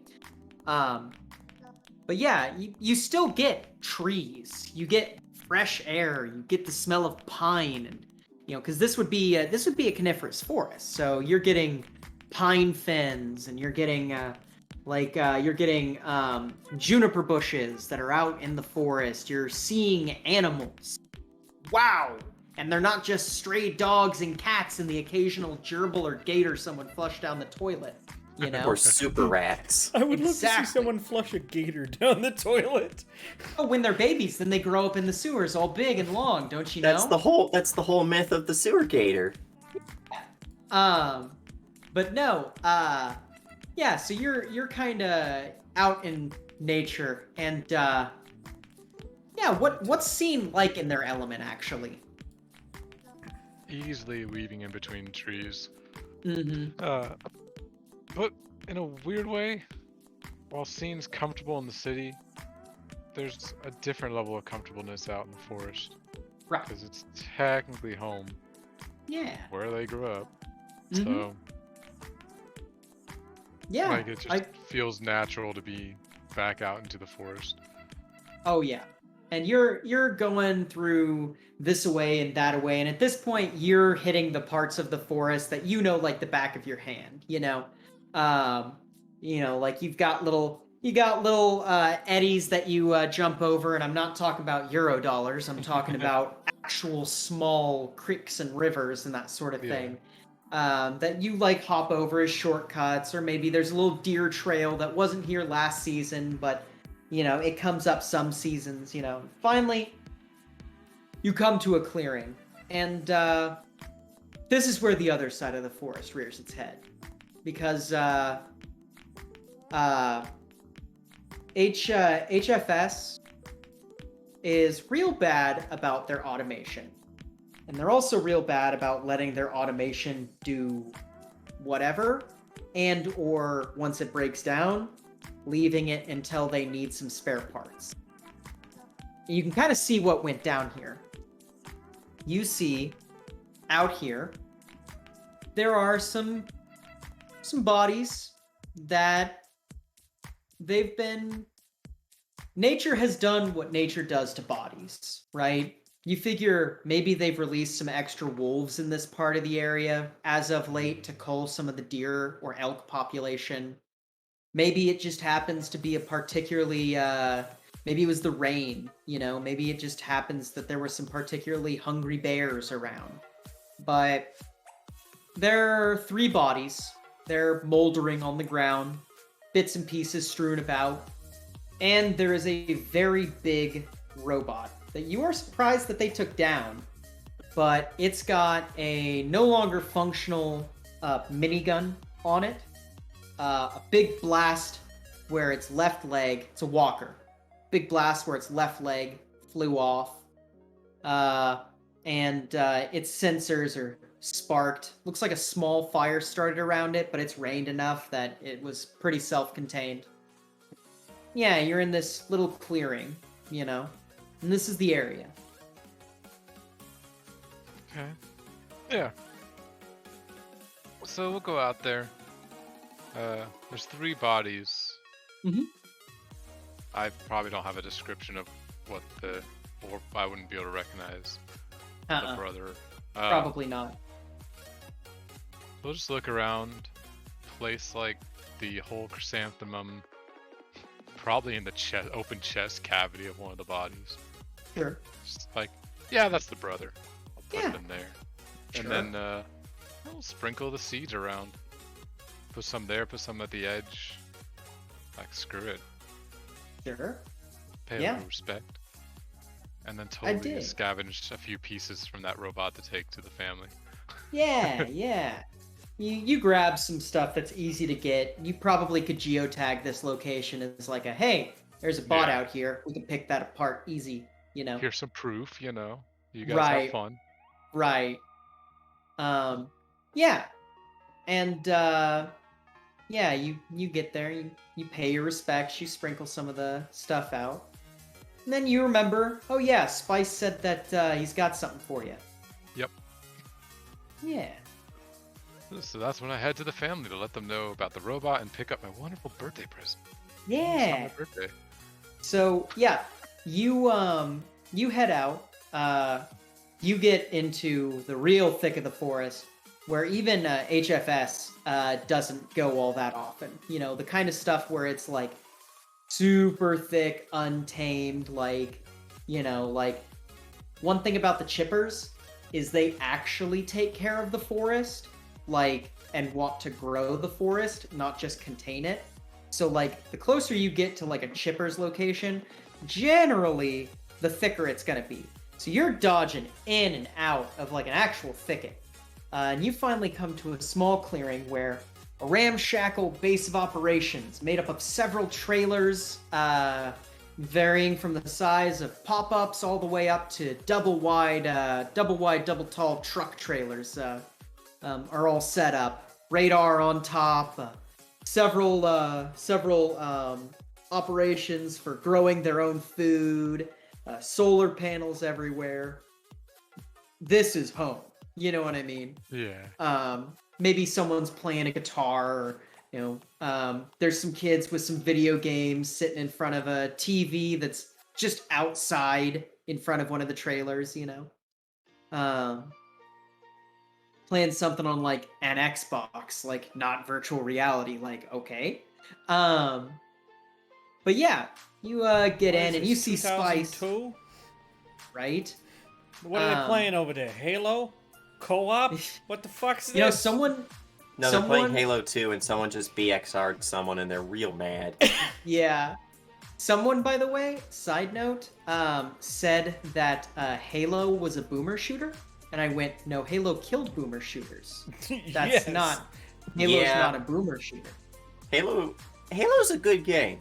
It's a good Halo game. ain't a boomer shooter. It is not a boomer You shooter. damn kids, get off my lawn. Exactly, right? Straight Not a up, I will die boomer. on that hill. But yeah, Just because I hate Halo children. men have gun equal boomer shooter. right? But no, so you see Spice come up, and Spice is a little hefty, wearing a shirt that's a little too short for him. It's kind of brown and gray. He's got a leather vest, a rawhide vest that he actually tanned himself. That's a big thing out here too, making your own clothes and shit. He's got orange hair that's in, like naturally orange hair that's in dreadlocks. He's got a big stash, you know. So older, past his prime, so he's kind of one of the guys who people go to whenever they need something or whenever they need a job. But yeah, he comes up and he goes, "Scene, how you doing?" Kind of comes in for a big hug. Yeah, I return it. Yeah. You know, doing good, living the life. Yeah, he goes, yeah, you're doing real good work for us out there. Family super appreciates it. You're one of the few people who can actually stomach the city, you know? Oh yeah, it's a lot, but it feels like a second home. What can I say? The trees and the buildings just feel about the same. He kind of nods and goes, "Well, I think you're crazy, but also I can't say that out loud because you're one of the only ones who goes there, so I think you're sane." Kind of gives you a wry smile. Oh yeah. He goes, listen, I won't mince words or cut shit, you know. And he kind of pulls out of his pockets. First, there's a cred chip. He only deals in hard, you know, gives you Of 50 course. eddies for the job, you know. Yeah. He goes, as for that gift for you.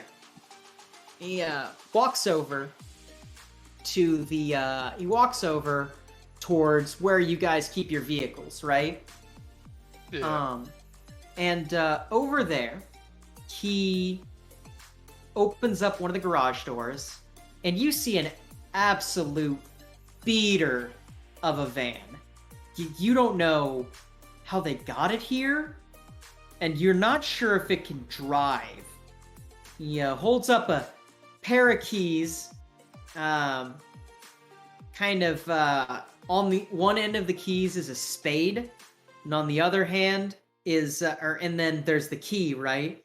He goes, "This is Lady Luck," and you can see why it's called Lady Luck, because sprawled on the side are the words Lady Luck and a pinup girl with two aces of spades over her nipples.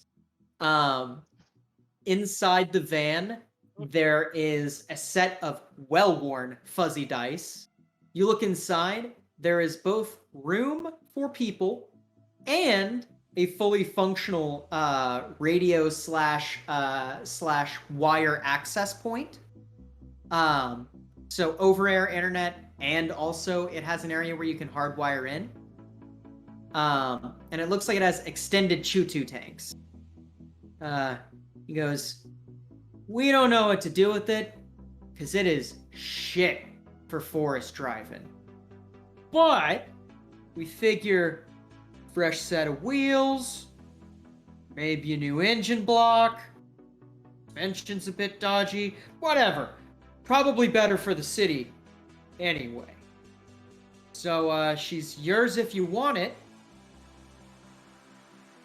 I like walk over to the front and just like slam my fist down. It's probably just pops the hood open. Oh It's yeah, like, boop, shit. yeah. And yeah, let's take a look on the inside. Yeah, it's fucked, but you know what to do with it. Like, it's definitely a project. You figure probably about 200 eddies worth of parts, and this thing is purring like a kitten. I And that's have including tires. 195 eddies. Yeah, we can round that to 195. But Is yeah, that if the you- opposite of rounding? yeah, right. What do we call that? I have enough conversation. Discounting. Yeah, I can haggle. Yeah, we'll just assume that because A, you are with probably one of the most land vehicle centered groups, and B, you like know your way around a car, you know where you can cut corners, we can just set it to 195. But yeah, kind of goes like, yeah.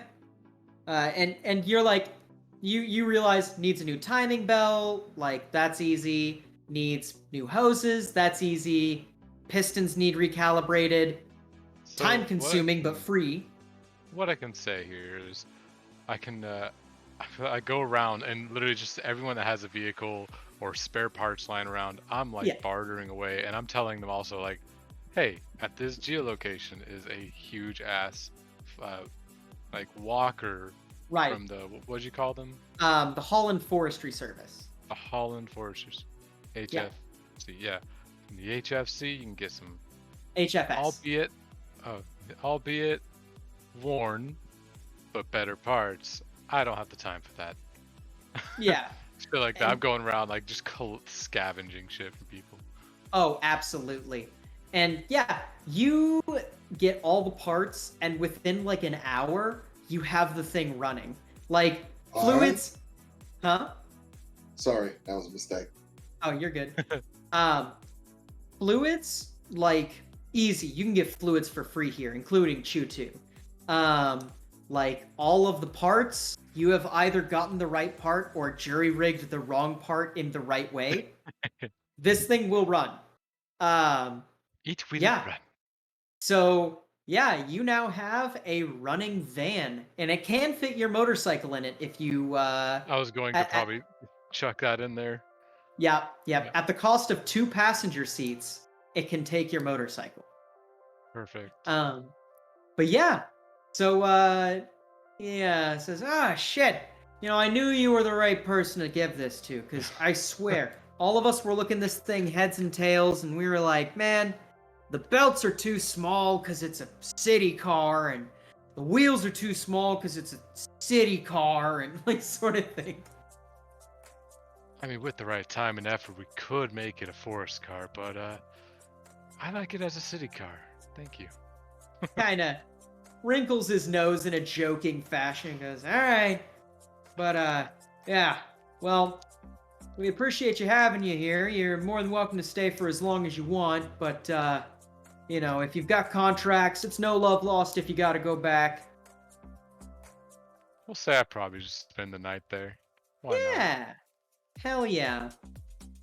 And, maybe we get a small scene of like everyone kind of just chilling around a fire, shooting the shit. Maybe you're telling stories about like your time in the city, and they're updating you on shit that's been going on in the forest, that sort of thing. Oh yeah. Yeah. And yeah, we probably cut from there. And first things first, you guys all got some toys. And we're gonna do a flashback. Because you all got some toys from a particular place. Lucky. This is before any of this other stuff, right? This is just you getting this set up. So, how do you want to set this up? What is the impetus of this?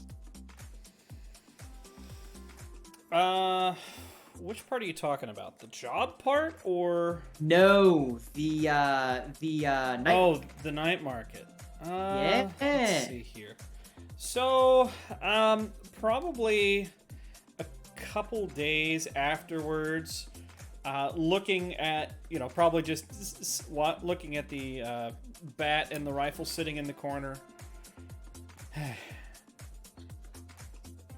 I need new toys. Grabs the phone and yeah, probably calls just some of the other people we've discussed. Just, hey, I want to put a thing together. No, it's gonna be probably down in the usual spot. No, crap. Actually, I don't remember the name. The pipe. Yeah. No. Yeah. No, down in the pipe.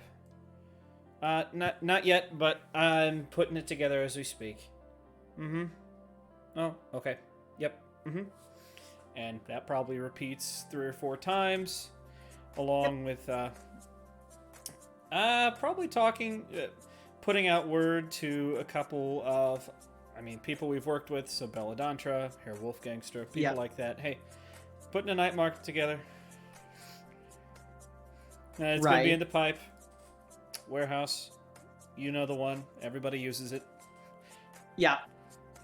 And we'll say that also you probably send this message out to your teammates. Well, yeah, probably. They're not her teammates, not yet. Not probably yet, just, but probably just one of those. Probably just talking to her Concerned Wolfgangster. citizens. Probably just Those say, guys who were useful that time. Well, and probably actually go through Herr Wolfgangster and say, oh, and if you've got any crew, if you've got any people that need to pick up new pieces, invite them.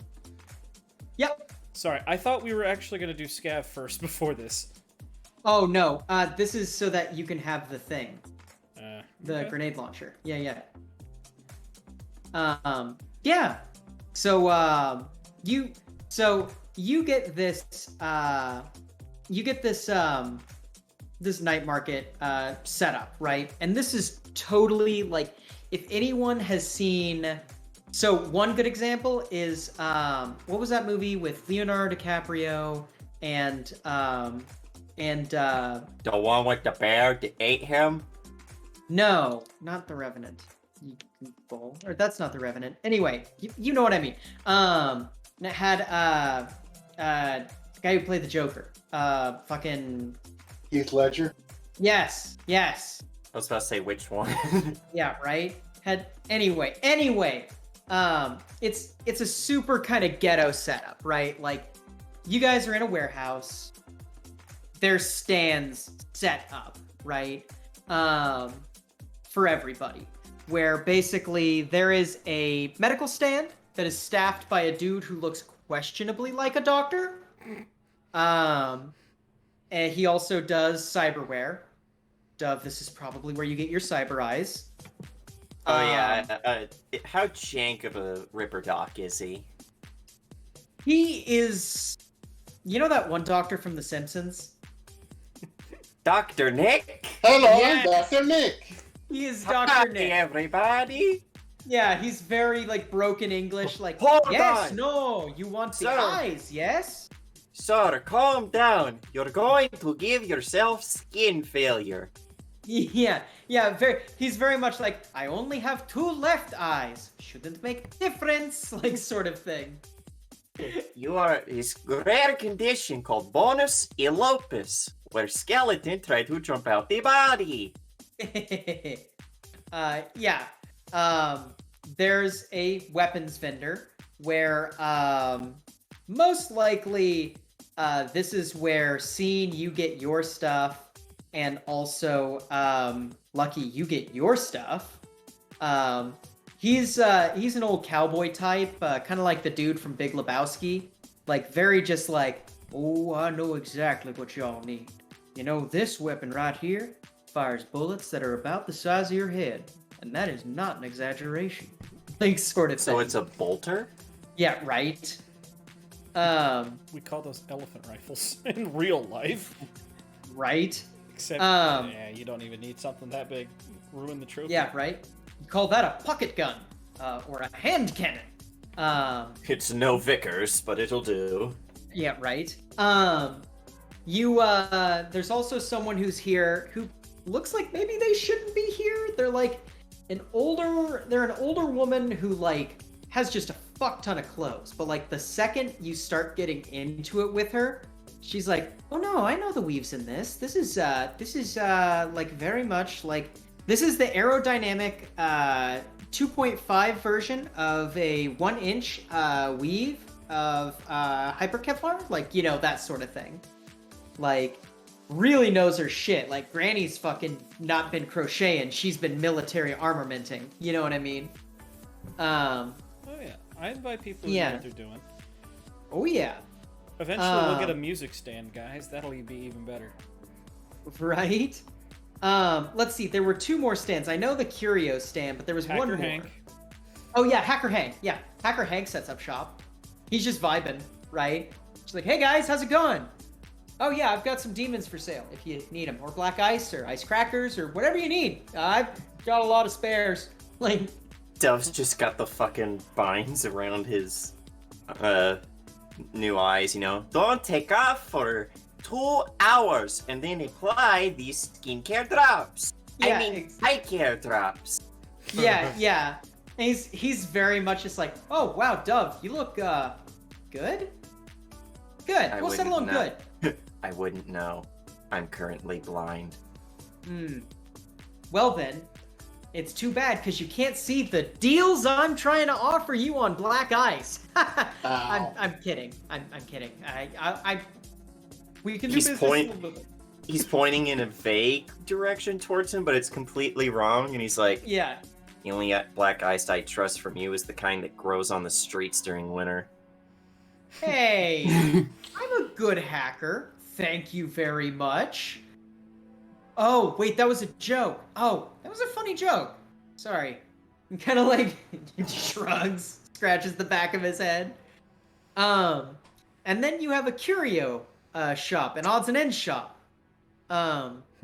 Who it is run by a guy who's short and squat. And he is very much weird.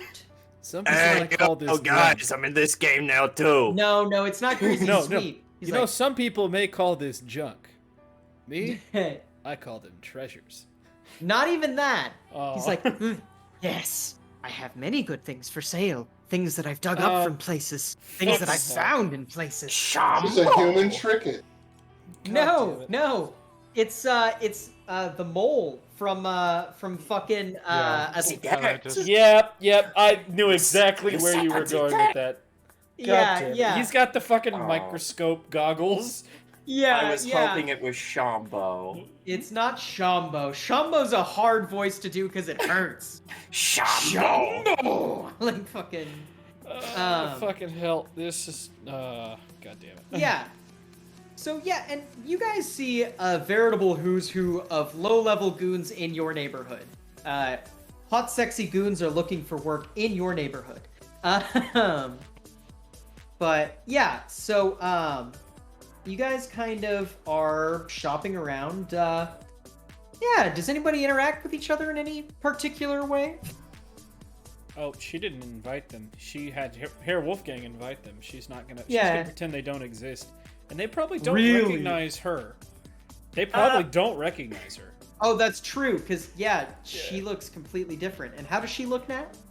Gone are the days of oh gosh, what was even that last look? Let's be honest. Pink afro. Discotheque, I guess. Yeah, yeah. And now it's completely goth. Hell yeah. Gone is the, phase, Mom! I would Gone argue that is the Scene pink probably has a afro. chance. Here are the Raven space buns. Along Wait, hold on, with- yeah. hold on. Is she well endowed as a woman? Is she a big titty goth? Jesus Christ, James. Scene. Jesus. I will allow you to make a disguise. Is that what it is? Disguise? Or is it personal grooming? You I mean, will allow you to mean make a personal perception? grooming check. Just because Scene. Same. Huh? Oh, you're talking to Lucky. Okay. No, I'm talking to Scene. Yeah. Yeah, because Scene, your job is literally to dress different and disappear. So I will allow you to make a personal grooming against Lucky's personal grooming. I will say, regardless of the rule, Scene probably won't care. No, Scene yeah. will just go about shopping. Okay. 22 again. That's only great. That's only master levels of disguise. Yeah, right? Scene is very good at what that disguise is. I only rolled a 43 to hit them in Pathfinder. Right, it's like a. Basically, Does a 31 hit you, James? No. Yeah, do you want to roll a personal grooming to compete there, Lucky? It's Sure, fine. why not? See, Does a 35 hit Rufus? Nope. No. right. Fucking ridiculous. Wow! It's good enough See? that I'm pretty sure you beat everyone else, and Scene has to do a double look. Like, No, you have to do a triple take. Like, Yeah. you, look, and then you're like, wait, I know them. Where do I know them from? Oh yeah, because the Wait. hair is Right. completely different. Eyes are even a different color. She's got tattoos. She's wearing completely different getup. This is the only thing that's about stayed the same is the fact that she is still wearing a crop top, and it's still the whole boat neckline, and so it that's what shifted gives it off to away. one Like, side. everythose else is Right. so different. You're like, But then I would Scene know those looks- collarbones anywhere. Basically, yeah. Yeah, that's what just makes that little bit of connection. Seems like, Yeah. meh. But Yeah. it's just a fucking hoodie that's been turned into a crop top. Internal Yeah. approval. Fucking, Like, damn, okay. That's a very, very good disguise. All right. Yeah. Yeah, and goth chick, leather boots. There you go. Yep. Yeah. And the And- fur. And the fur. With the fur. Synth You know, the whole yes. club was looking at her. She hit the floor! Anyway, Shawty, Spade. get low. Spade, are you at this little swap meet thing? This little night market? Does Spade save me from Dr. Nick? Yeah. Well, I was gonna say, if you're there, you actually do get pulled aside by the doctor, right? And, Gunnar, we'll get some names for these guys probably after session so you can have some consistent contacts. Yeah, you're good. But yeah, you get pulled aside, and he's like, "Listen, you do the medical healing stuff, right? Yes, sir. I am looking for someone to be doing clinical trials of my new thing that I'm doing. I'm doing it very good. It's Oh god. it's and he like pulls out 5 air hypos. The And- medicine room. He pulls out 5 air hypos and he airdrops you a schematic. He says, "These are what I am calling a quick heal serum. They are stem cells cram-packed into with many enzymes for fast recovery, along with coagulants and anticoagulants, just in case the blood is too thick. And on top of all of that, it also stabilizes with a high dose of stimulants. Think of it like a battlefield patch-up, except at the same They time... don't survive. Well, and he's like, except at the same time, it doesn't actually do anything permanent. It is more of a thing where it does the thing where you think that you can keep fighting, and so you keep doing the fighting. No fucking. I do not Is go this on just battlefields. speed? I do not go on battlefields where people are doing the fighting. Too dangerous for me. But I will give you these. Would you like to test these for clinical trials? This is Oh just hell speed. no. This is just cocaine. I love it. I'm gonna take it, but I'm probably never gonna use it before I get it in a lab to analyze it. This isn't cocaine. This is And- Puts meth. coagulants You have- and anticoagulants in. What I know do you someone have? who would love it. So you have the schematics for these. Looking over these, the dude's a jackass, but he must have hit a stroke of genius because these would make great battlefield like great battlefield meds. They're not gonna heal anybody permanently, but man, are they gonna keep someone in a fight. Like, it's not just the stimulants. There's stuff to make sure they're not gonna bleed out. If there's poison in their system, it's gonna course through quicker, you know? And by quicker, I mean, like, get into the liver and the kidneys quicker, which is where it should be. You know? Like, it's solid. And mechanically, as your GM, I have just given you 5 of what is going to make your character actually do what you want your character to do. I have given you 5 of what is going to be called Speed Heal. Each Speed Heal, these are Speed Heal Mark 1. Each Speed Heal gives back 1d6 temporary hit points. So any injuries garnered on the battlefield still need to be dealt with after the fight. But these will keep someone in a fight unless they, like, fucking go way under 0.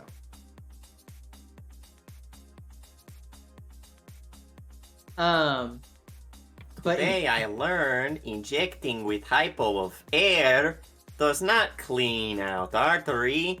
It Right. lead to death. But yeah, so you now have 5 speed heals. And like I said, they do 1d6 temporary HP. You can apply them as an action. And you can make these now. I will let you make them whenever you want. I'll get a cost for you before next session.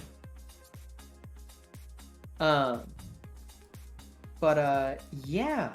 So, awesome. Does anyone else pick anything else up?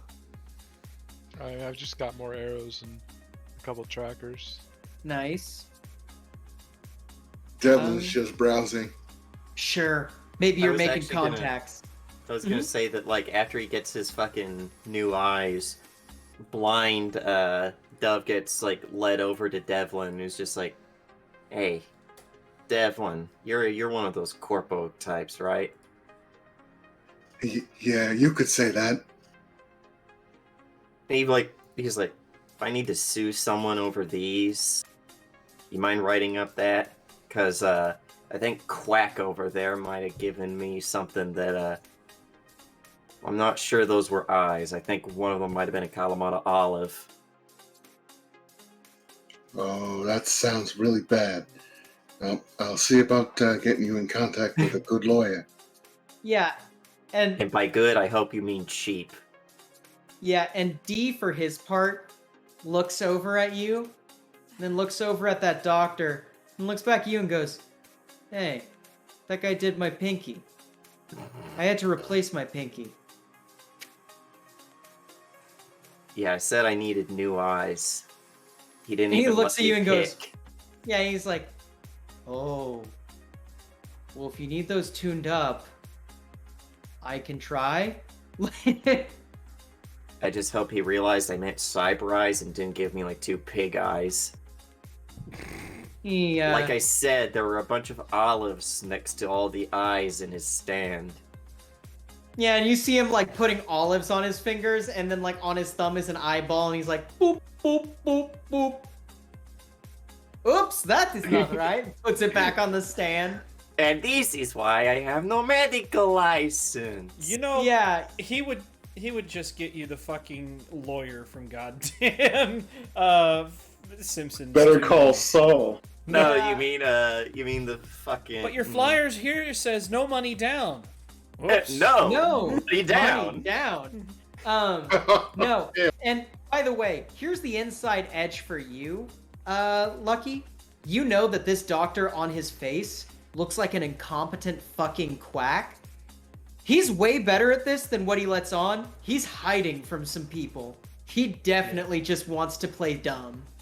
But he's a lot better at this than you would think. Oh, I don't doubt it. I wouldn't have invited him otherwise.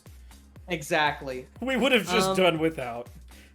Yeah, and Lucky, for your part, Wolfgangster walks up to you maybe near the end of the night market where things are kind of packing up, right?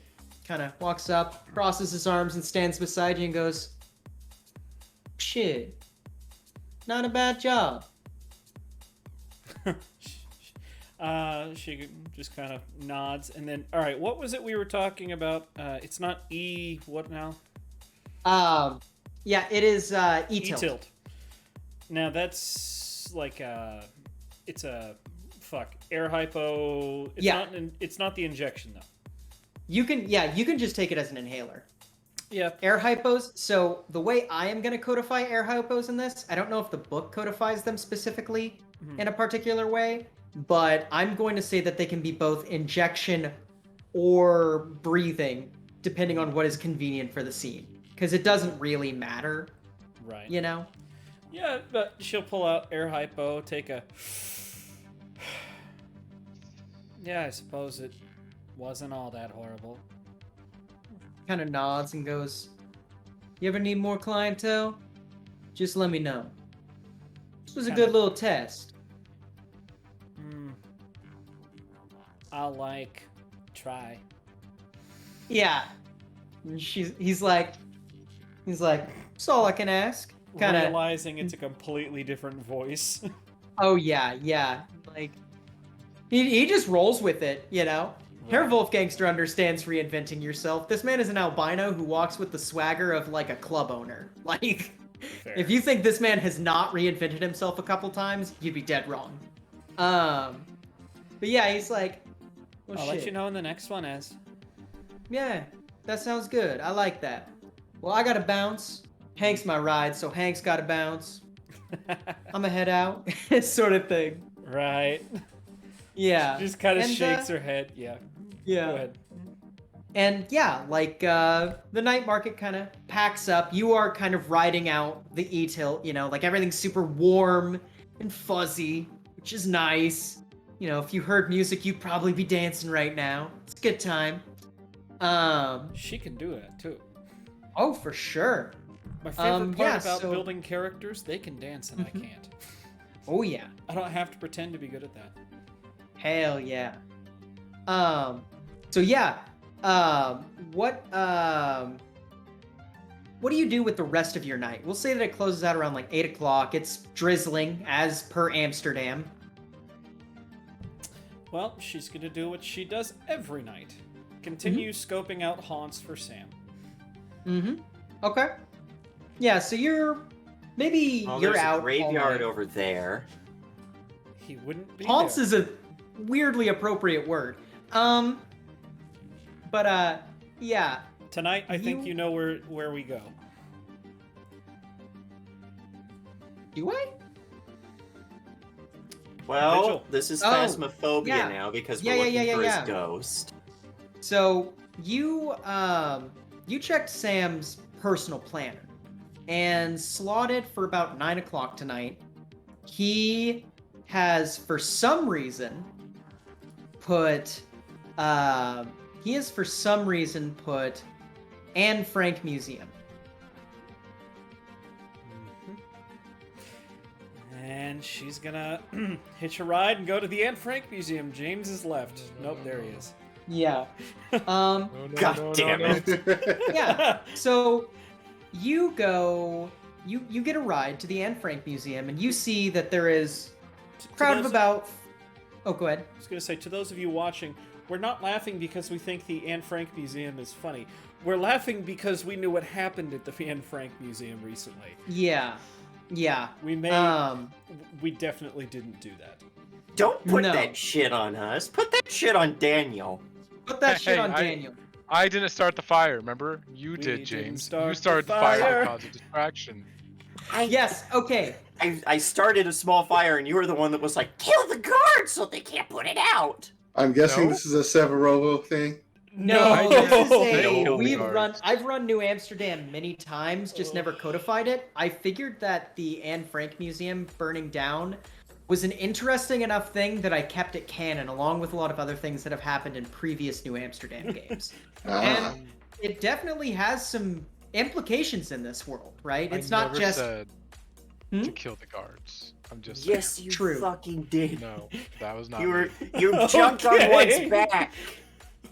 No, dressed as I Anne jumped- Frank, mind you. But I anyway, was wearing disguise. You guys took out the guards, so I just jumped down the hole with you. I'm Anne that's Frank. true. Yeah. No. Yeah, you're right. Ian actually jumped on one of the guards in the building, dressed as Anne Frank, not in the Anne Frank Museum, but in the And mega then building. bit his ear off. That was Yes, in but the, that is bank irrelevant to hall. the Anne Frank Museum itself. Anyway, Okay.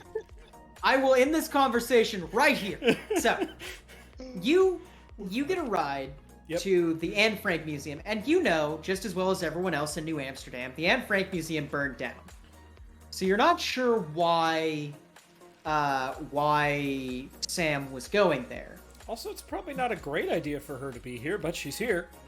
No, yeah, I mean, she is on drugs right now, but you know. Yes, true. Yeah. So you pull up to the Anne Frank Museum, which is in Museum Clean at this point, and it's the new Anne Frank Museum. It's the one that is a fucking abomination. The old one was one of the few authentic places left in this town, and even it had a pretty gaudy gift shop. This place is selling the Anne Frank experience. It is cheapened the idea of, like, Anne Frank's story into essentially a commodity. All of it is a commodity. There's a VR experience that you can have of highlights from the Anne Frank diary. The whole place is chintzy and glitzy. It's not somber, it's not sad. The only thing sad about it is how much history they're disrespecting, right? And you pull up, and there's a small group of people. There is a group of people with signs that are sitting there, that are signs of people sitting there, signs that are like, "This isn't history," and God forgive these people, and that sort of thing, right? And they seem pretty angry. You also Yeah. see, Be fucking angry too. Go ahead. yeah, you also see, fuck, what's his name? You know who I'm talking about. Yeah, Dennis. No, No, Danny. Danny. Yeah, Danny. That's right. You see Danny. Take a drink. And yeah, that's Denny, not Danny, James. But yeah, you see Danny, and Danny is standing there, and you know, Danny's usually the kind of guy to sit there, have a slight grin on his face, be doing something with his hands. Danny is standing there with his eyes closed, somber face. You pull up, and it's as if like he kind of knew that you were gonna be there, and sees you and gives you a soft smile and kind of waves you over. Looks at the people, looks at him, kind of reluctantly walks over, leans back. Are you, like, following me? No, but you're late. I got here as soon as I could. I had business. Well, thank God. I'm not gonna fucking stand in the rain 2 nights in a row. Excuse me? Huh. Valley girl. Yeah, he's like, huh. Like... Valley goth. Oh, fuck you. And he goes, whatever. You're dressed in black. That's the appropriate thing here. And he's like, does get a chuckle yeah. out of her. He's like, so, listen. What would he Probably do here? wondering. Yeah, exactly. What did he do here? Well, thing about Sam that you might not have known. Sam had a little bit of Jewish heritage. Don't know if he was practicing or not. I never asked. It's one of the things you don't bring up, right? But Sam felt some obligations. You know what Shoma is? At that, she probably does drop the Valley Girl shit, and he may have used the word once or twice, but I'd never taken the time to look it up. He's like, well, in Jewish customs, when somebody dies, until the body is taken to funeral for a couple nights beforehand, there's supposed to be a shoma at all times until the body is taken to the funeral. That's from the preparation all the way up until they're lowered in the ground. They're supposed to stay up, stay awake, and keep the body company. That's a shomer. That's the person who does that. Now, Sam was an official and trained shomer. Don't know when he picked it up, but he did. And I am not, but I've been standing in for Sam. And basically, this is a shomer job. So you stand here all night? Yeah. Apparently it's something about how history is dying, or maybe Anne Frank's legacy, something like that, some kind of metaphor. All I know is it was important to Sam. So, I do it. But hopefully, we can split it until whatever this business is goes away. And again, dropping the voice again for a moment. I guess. Kind of gives him a little bit of... Oh, go ahead. The more haunts of his I wander around, the more I wonder if I really knew him at all.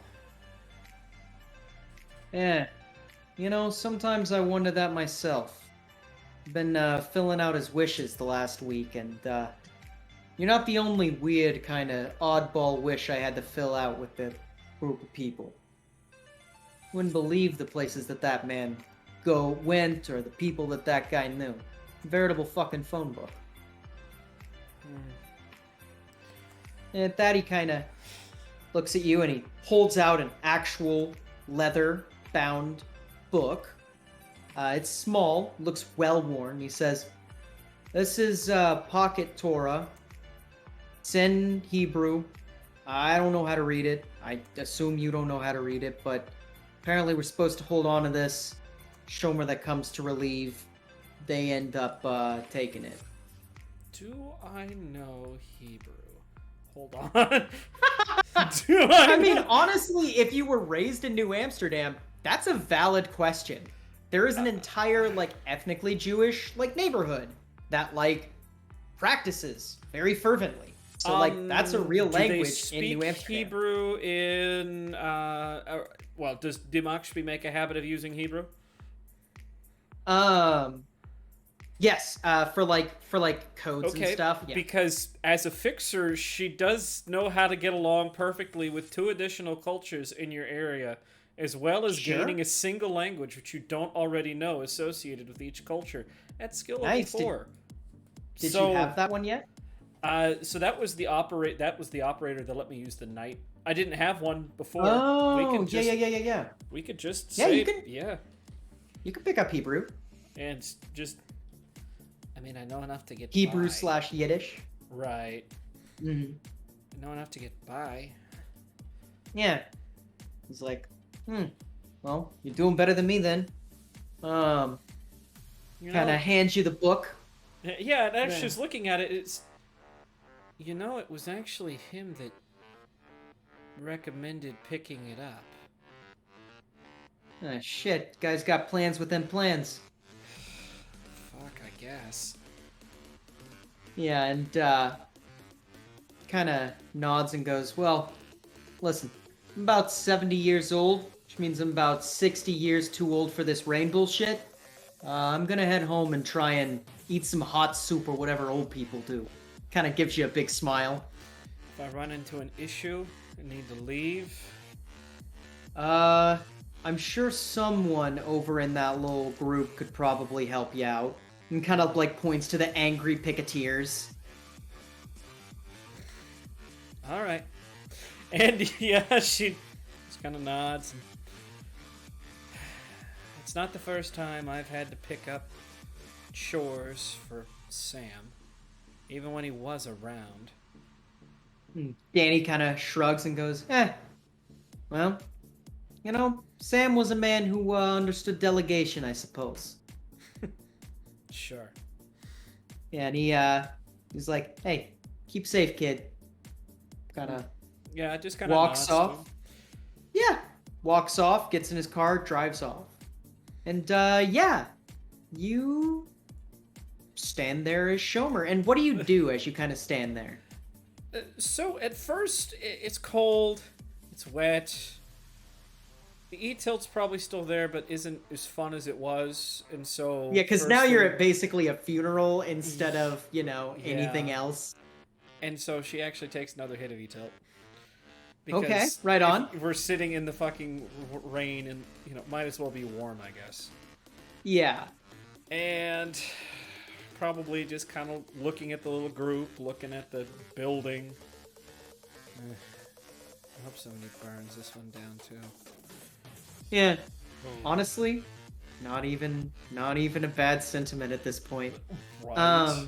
But yeah, and probably she'd probably sit there a little while and probably actually try and brush up on Hebrew. We'll say she knows it in kind of like a conversational, you know, Yeah. sense, like enough to get by, or to, you know, two people are talking, maybe to overhear important stuff, but reading. Yeah, and this you know, is very reading a- formal Hebrew. yeah, reading. Yeah, well, and it's- very the- old Hebrew. I was gonna say this one is probably, you know, in that older dialect, Oh yeah. so maybe trying to make sense of some of it. Sure, and it's definitely a little bit enlightening, just like from a linguistic standpoint, because it's like when you read Old English and you're kind of like, I kind of get what that says, and context clues kind of gives me this, you know. Right. No, that's not Old English. That's Middle Old English. Middle I English, read, thank you. I read Anne of Gearston or Maiden of the Mists by Sir Thomas Walker. I can't remember Right. what it Sir was. Thomas Mallory? No. I don't ha- fucking like I have the old copy of it too. Like, Yeah. or did I give that to my mom? I don't know. Let's see.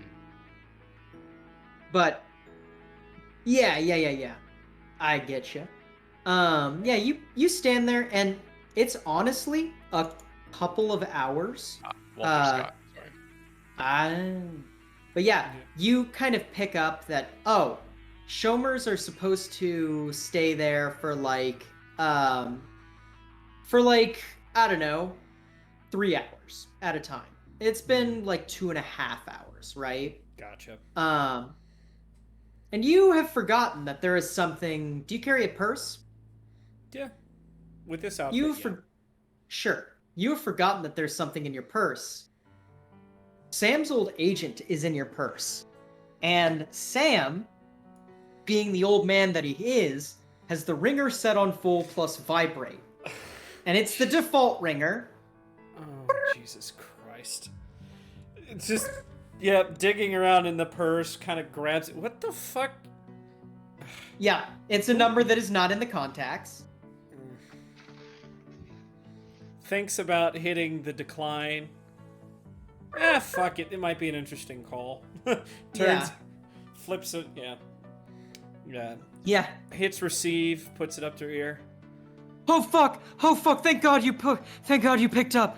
Oh shit! I am in so much trouble. Please God, please God, help me. What is this? God, this is what? Who the fuck is this? Where's the old man? Old. Do you mean Sam? Where I fucking know? Where's the old man?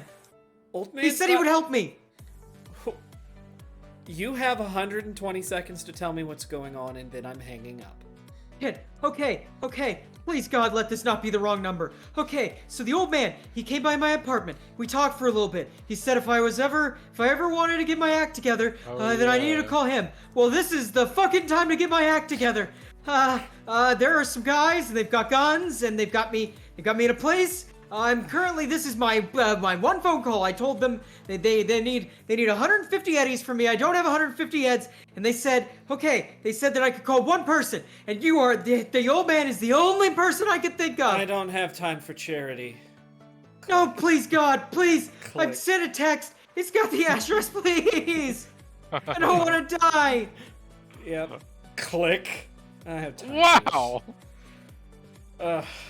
Does the text pop up? Yeah, and it's just a pin. Okay. Looking at it. Is replacement near here? Like, almost here? Or going to be here?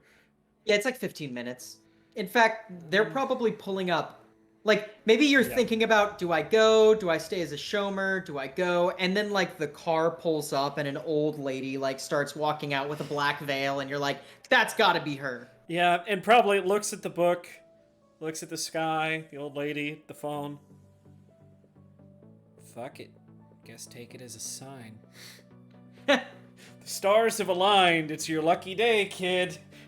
Yeah. Yeah. Hands Yeah, the the black suck book. guy that we helped, remember? Steps. Yeah. Oh, yeah, I do, but Remember she these- wasn't around for that. Right. It's gonna be so much Yeah. fun. You like hand her the book, and like she tries to make idle chit chat with you. And yeah, she just kind of. Yes, it's been a quiet night. I'm sorry. Apparently, I have something pressing I need to attend to at home. Yeah, and she smiles and gives you a wave. You know, very knowing, just like, if someone says they gotta be somewhere, they gotta be somewhere, you know? Yeah, alright. Is this issue nearby? It is actually surprisingly close. It happens to be in Zeeburg. You're kind of like right over here in the Jewish quarter. It's like right over here in this like waterside warehouse. Okay.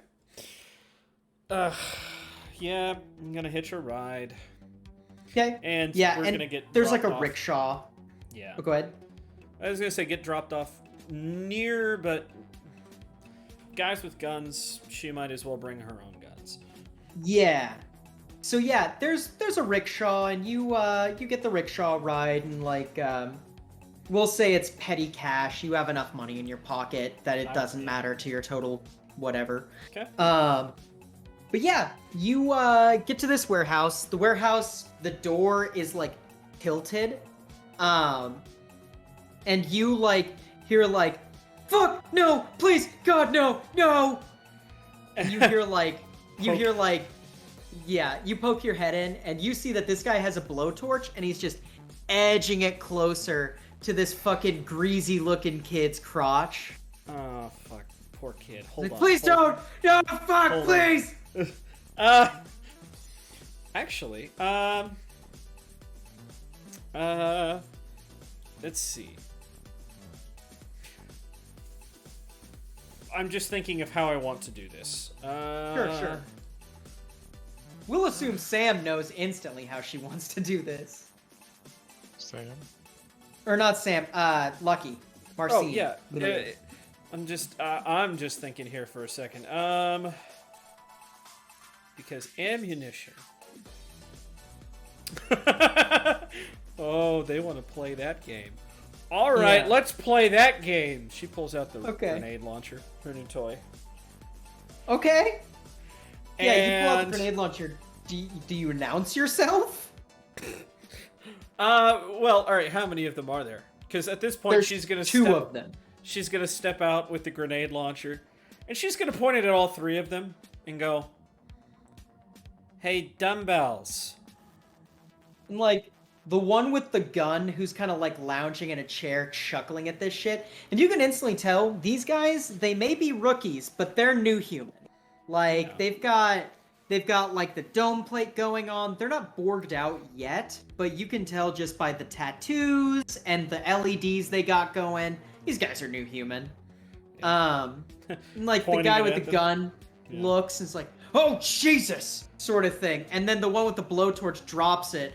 The bent end lands on Scav's knee and falls off and starts burning one of his shoelaces. And he's like, "Fuck, fuck, fuck, like."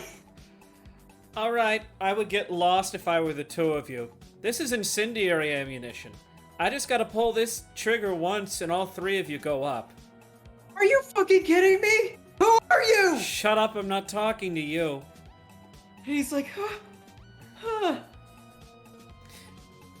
Flips the voice over and looks at the other two. So, like, I would leave if I were you. And they both look and give me whatever an intimidate would be. Oh yeah. We'll it's say that I was gonna say there's interrogation, but I don't.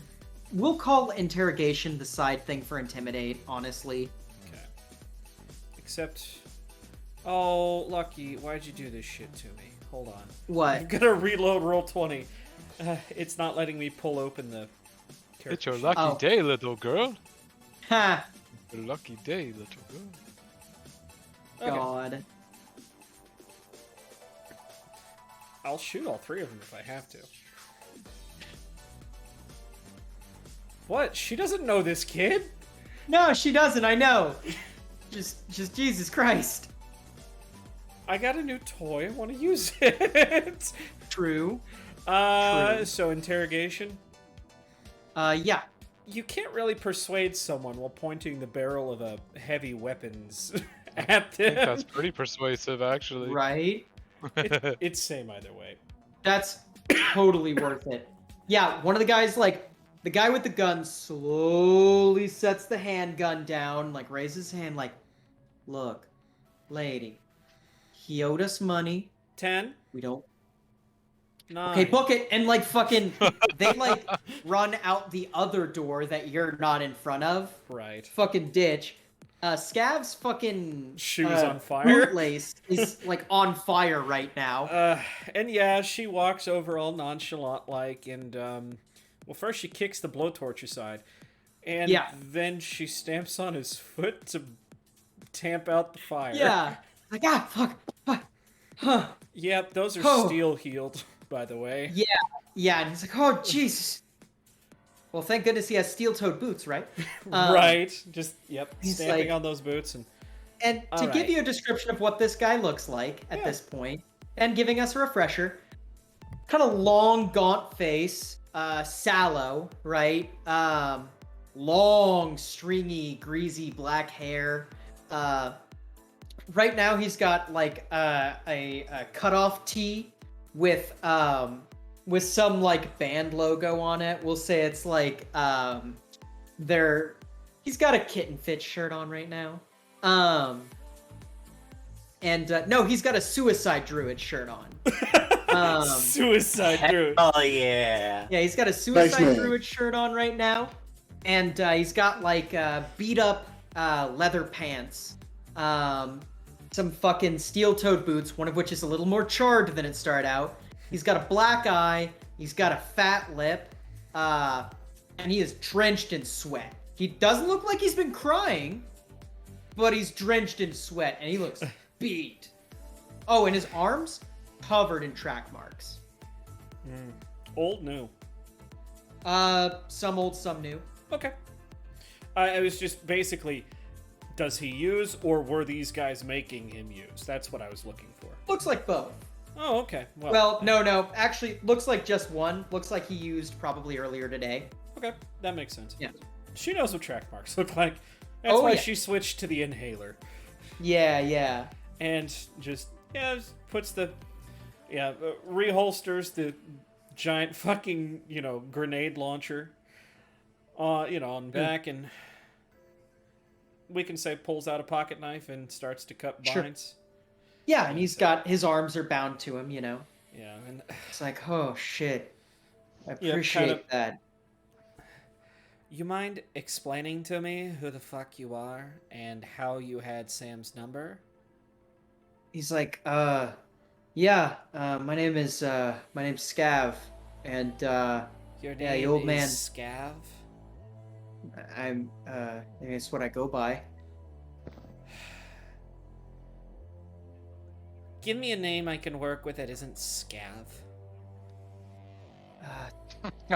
I really prefer Scav. Nope. At that point, she stops cutting and she goes, puts the pocket knife back in pocket. I can just walk out, or I can get a No. Okay, fine. My name is Ronald. All right, Ron. I can't hear you. Or do you prefer the full thing? I'll call you Scav, but for right now. Ron is fine. All right. So then she goes back to cutting. Yeah, Scav, huh? yeah. Interesting. Just finish cutting the binds and. Well, Scav, I guess I'll. Hopefully, I don't see you later. Turns like- and begins to walk. He's like, wait, I don't even know who you are. What's it even matter? Turning Oh, back. Well, you're my knight in shining armor. I should probably know your name. Rolls Looks like eyes. black suit. Where'd you find that one? The dollar store? Laffy Taffy rapper. That does actually elicit a laugh. And he kind of shoots you a small smile. You're a dumbass. True. And you are? Well, since we're using our made-up names, you can call me Lucky. Shit. Well, thought I was lucky. That was stupid. Sorry. Jesus. She rolls Yeah. eyes again. I don't. Are you hitting on me? And he like smiles and is like, depends. Let me guess. Depends which end of the grenade launcher you're looking at. That's a fair way to put it.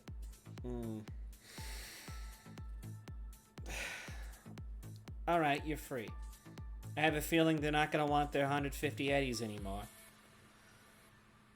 So, what are you going to do?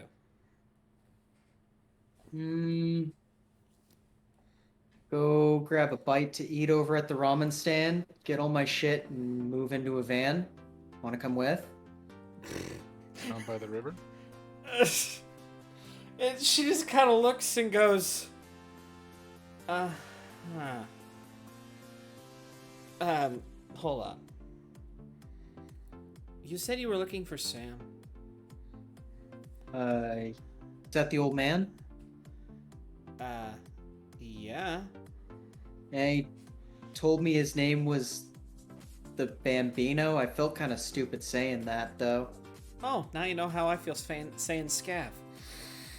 He kind of... He, like, holds up his hand. Touché. So, Sam is... Sam works for the Scarlattis, and I'm kind of looking for him right now. Are you sure you don't have any advice of where he went? No, he came to my apartment at some point looking for... Well, anyway. Kind of raises an eyebrow, Yeah. but doesn't say anything. Yeah, and he's like, yeah, he said if I ever needed help getting my life back on track, to give him Damn a it, call. Sam. Because now that he said that, she's like, damn it. All right, I'm filling his fucking favors while he's gone. Yeah. All right, you got a place to stay that's not a van that's gonna get IED'd? Well, I was hoping it wouldn't get IED'd, but yeah, that's probably a good call. Well, you know it's going to hoping- be when Coglin's in town. Yeah. He's like, good throwback. Right. But yeah, no, he's like, it's always raining, so street corners are probably a bad idea. Probably Jesus max Christ, out a couple you don't fake have a credit home cards. to live in? I got my apartment, but Can you at least fucking walk?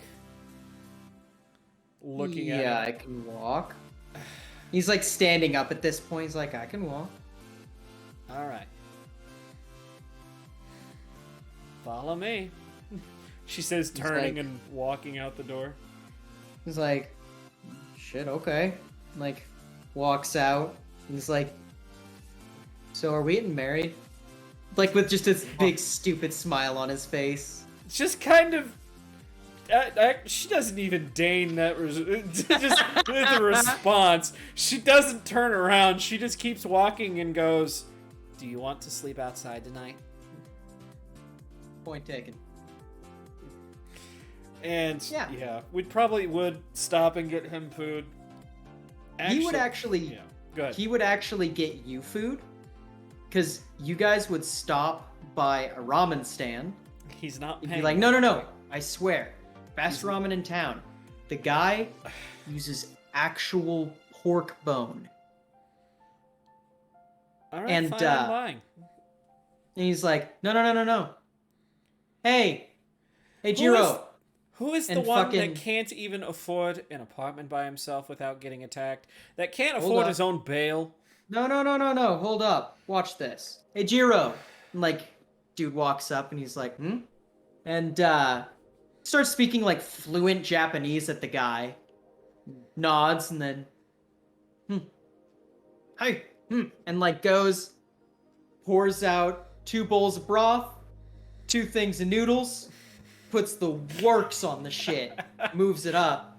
He goes, yeah, I gave Jiro a whole bunch of bootleg albums from some guys that we opened for one time.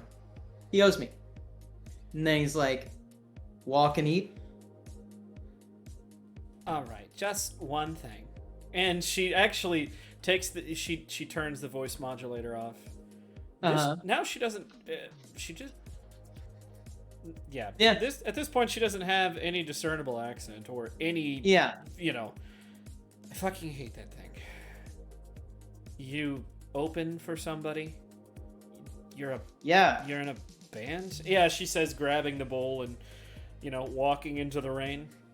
Yeah, he's like, yeah, I play drums. So We're in a you're not band called the musician. Sycophants. So what you mean to say is you play with a band. You're not. Well, and he like kind of looks at you. Bull's eyes he again. He feigns offense and goes, "Madam, you wound me. I am the heartbeat of that band." And then like rolls his eyes and takes another bite. Sure, heartbeat. Mm-hmm.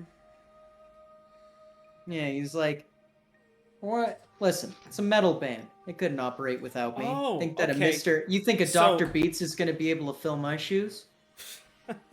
She kind of laughs. Oh, a metal band. That makes everything more okay. So your metal heart keeps you in time. Gotcha. And kind of nods and kind of keeps walking. He goes, "I know you're being sarcastic, but you're right, you know." What, a cybernetic card? No, cybernetic nothing. Think I can afford that shit? You play in a band without cybernetics? He's like, "I know, crazy, right? It's almost like talent and practice have something to do with musical ability." Like, takes another bite. Talent and practice. Those are words you don't hear in this city anymore. We're just over here. She says, pointing to an Yeah. apartment up the way. Yeah. He's like, "Shit. I guess not. I mean, everyone else in the band's all cybered up, especially the fucking guitarist. But are they any good? I mean, you don't shit on the people that you play music with, but, eh? Alright, so why haven't you found anything better? Unless you're saying you're not good. He's like, I'd say I'm a fair bit better than good, but, no, I just, went to school with these guys, and, it's not necessarily about the skill, it's about the times, Humble. Good to see that. He goes, I am nothing if not the most humble person you're gonna meet. I think for the first time today you've said something that wasn't half, bullshit. Kinda chuckles and goes, I thought that was all bullshit, but whatever. And, probably at this point, you guys, get into, so where, is this Sam's apartment, or is this... Sam's. Okay, yeah, so it's a studio. Yeah. He gets in, and he goes, nice Not digs. not my place, Sam's. Shit. Hopefully he doesn't mind me crashing here. Let's Looks hope over not. at the Roomba that's stuck in the corner. Before you can answer, he goes, oh, poor guy. And goes, gently lifts him up, turns him around, and then kind of gives him a nudge on the back. Like, be free, my man. Realizes he doesn't even have a broom on him. He's just a bot that rolls around. Oh, yeah, for doesn't sure. clean He doesn't even anything. bat an eye at that either. Right. Look. The people that Sam was running with are saying he's dead. Heavy. Yeah, I don't buy it for a moment, but that's kind of why I'm here. Shit, you don't think he's dead? Let me just put it this way. He was dealing with the river rats in his usual way. By usual way, I mean getting on one of their barges and wreaking holy hell. Well, this particular barge happened to have a large amount of fertilizer heading out into the great beyond. That fertilizer never left the canal belts. Everybody thought he died. Then, of course, 3 weeks later, here he comes, jackass, smiling for all the world. Decided to give everybody a fucking heart attack because he wanted some R&R. Shit. Mm-hmm. Well, I knew just from talking to him he was some Mary Poppins shit, so... Yeah, if you say he ain't dead, he ain't dead. You're the first person to listen to me when I say that. Kinda shrugs and goes, shit, you seem to know him. You got keys to his place. His friend, Denny, decided, oh, well, Sam must be dead. Here, have his keys to his fucking house. Danny from Beyond. I don't sound like that. What the fuck was that? No, anyway. He goes, Hey, Danny. yeah. But- yeah, take a drink. God damn it. But, yeah. No, so she just kind of okay. goes, look, take the bed. I've got some work to do at the desk. You sure? I'm not sleeping tonight, she says, pulling out the fucking air hypo, takes another puff. He goes, I've got some work to do. oh, chill. And he had grabbed like a jacket off the floor whenever he was leaving the place. Like reaches into his jacket, pulls out an air hypo himself, slams it on his arm, and then just kind of holds his arms out and falls backwards onto the bed. You know, that classic bit. Yeah. Poison? Sludge. Ah. Well, I think you and I'll get along then, she says, going over to the desk. Yeah. Tilt and sludge mix sometimes. Some good times with that shit. Kinda goes, well, I need to get my eye fixed, beauty rest. I should probably. And like, Go he's to like rubbing his sleep. arm. Yeah. He's like, thanks for saving me. It's what the Kinda. old man would have wanted. You just got lucky. He's like, lucky. And then he like kind of passes out like that. Yeah, and after he passes out, maybe a moment passes, she's working at the desk and kind of turns, looks at him and goes, "And don't you dare think that was a date." And yeah, I think that is where we will call it. Yeah, so excellent job, everybody. I'm gonna say that even though we didn't do a job, I'm gonna give everybody just for being here and living your best life and doing some good fucking shit. Everybody give yourself 20 AP or RP, which are they called? IP. Improvement points. IP, thank you. It's always something in these games. PP. That's the one. But no, Oops. Ignore that. okay. I was trying But to yeah, find the let's button. let's get some sign-offs. Let's start with Scott.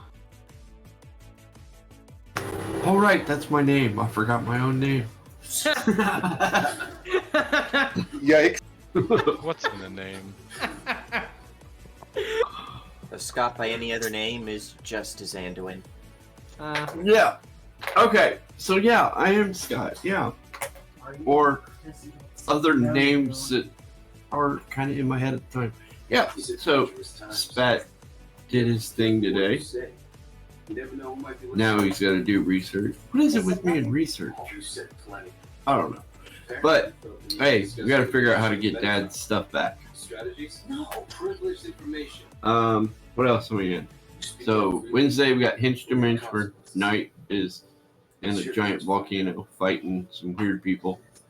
But I'm inside of a bubble, so that's kind of cool.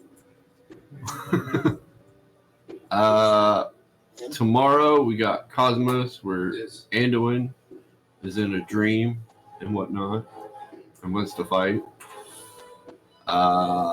Monday we got Fire Strike where Xander, yeah, doing research to find coordinates. That's all I can remember. I think that's it. Yeah. Hell yeah! All right, Oh, yeah. next let's get Daniel. What up, Sass McNasty 69? I don't know what that was supposed to be. Good job. It was great. Yeah, you caught me here playing scene, being a nice little person, nice and polite to that little child, going above and beyond. But yeah, and it was fun. You can catch me here tomorrow in Cosmos, Sunday in Yakshas, Monday in Fire Strike, and Wednesday in Hinch to Minch. I'm not going to go into too much detail other than that you should swing by and check us out on each of those days because they're all pretty badass. And I'll see you next time. Nice. Next, let us do the Computer King. I am the Computer King. The supervillain of streaming.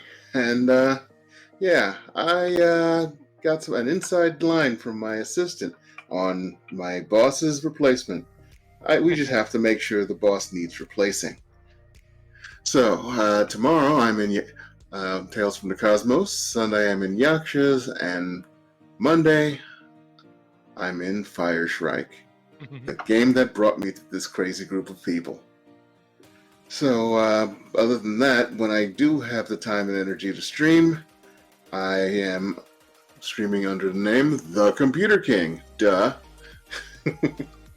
Don't forget the. Otherwise, you'll go to a blank page from some person who tried to usurp my crown. How dare they? And that's about it, folks. Hell yeah. Hey.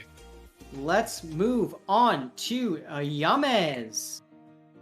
Hi ho, friendolas. My name is James, otherwise known as Now. You caught me here today playing Dove, who got to do some fucking horrifically expensive therapy, but hey, do D6, and they were both 6s. You saw it here first, and it'll be the last time. And you can saw also- the therapy session. It was worth 2d6. Yeah. I might find out ways to make it be really good so that I can be like, why can I draw those rolls? But we'll have to wait and see. You can also find me here on Fridays, where I'm in Tales from the Cosmos as 11 different characters.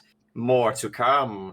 Find me here on Sundays, although I wouldn't be there because that's the game I run, which is Yakshas, where my party is beating up people at CVS.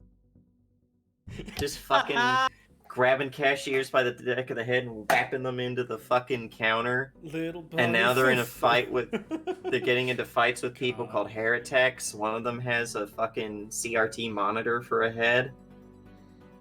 You can also find me here sometimes, including, I believe, this Monday, as guest star in Fire Strike, where I play Cyril Silverchild, who's now kind of in charge of the whole story, which is kind of funny. Haha, I am in control now.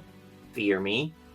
And I think that... Oh, every other Thursday when we are not running this until it's finished, which should be pretty soon, maybe, what, 1 or 2 more sessions of Project Severovo, where I play myself, kinda. Mm-hmm. And also Ian West, who is also kind of me, and also not, because Fourth Wall, what is that? And that is me. Hell yeah. And that brings us to Hagunner. Oh, I was eating. Hello, ladies and gentlemen. My name is Cyrus Smith, and today you caught me playing Lucky, the now hip goth chick that is deciding, out of the goodness of her heart, to take in a care... stray. Well, take in Sam's stray. I mean, he's True. just- he said he'd help me. God damn it! You know how important promises are, Sam. Fuck Sam. Man, because anybody else, yeah, that he made that promise, not me. That's not how the Scarlattis operate. If a Scarlatti makes a promise, it's now the Scarlatti's promise, especially from someone kind of like Sam. So she's like, God damn it, he made the promise. I have to pick up the slack. God damn it. So she's taken in that stray, who's already been like, are we gonna get married? In jest, but still with puppy dog eyes. Yeah. Being facetious, but also being damn slick at the same time when he had to be. So other than that, you can find me on, let's see, tomorrow we're going to be doing more, I think is what I think is the last episode of the Dreamscape. Actually, I have all of the players here. I just need to talk to them for a second after game. You can also find me on Sundays playing Yakshas. No, I did not beat up poor cashiers at CVS. I don't know about that, so I can't judge what I don't know about. You can also find me on... I sure can. Of course you can. You can also find me on Mondays playing Twinkle Bailey, the isekai that got double age. Never mind. You can also find me on Wednesday, where holy shit, my expectations were low for this fight, but holy fuck, has it gone south in a fucking hurry, ladies and gentlemen. I don't even know what to do anymore. It's just one of those, I guess I'll die kind of things. Think about it.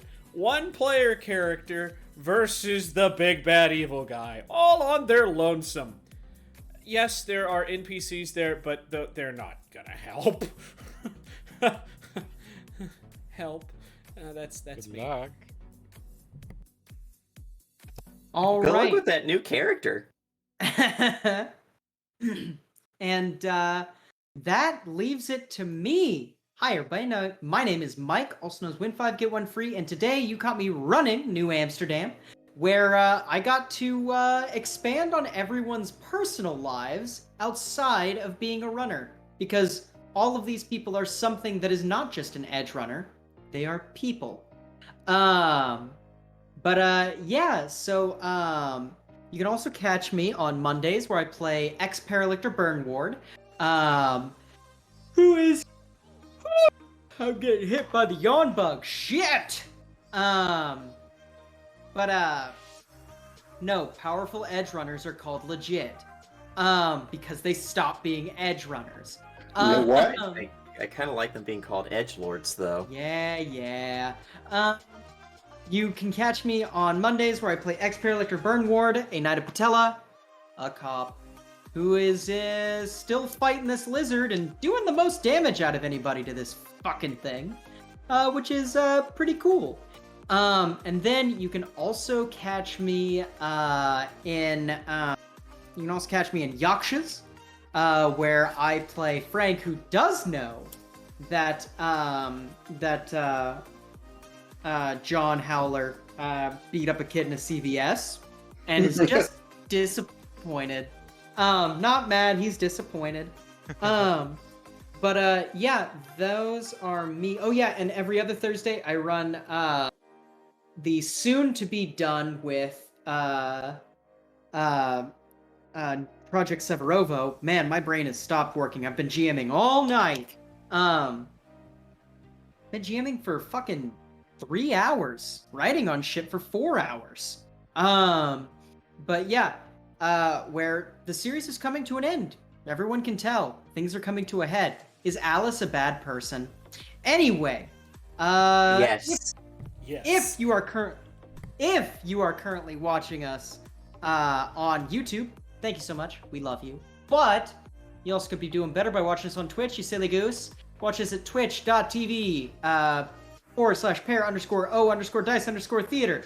If you're currently watching us on Twitch, but you're not watching us on YouTube, you silly goose, you could be doing better. You could be watching us on YouTube at youtube.com/Paradise Theater. And if you are a big old fan of,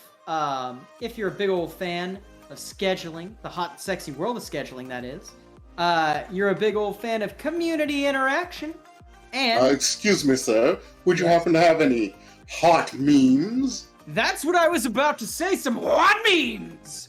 You can catch us on Twitter at Pair Theater. My name is Mike, also known as Win 5 Get 1 Free. And we are going to end this one with an RIP... Money. Yeah, RIP money.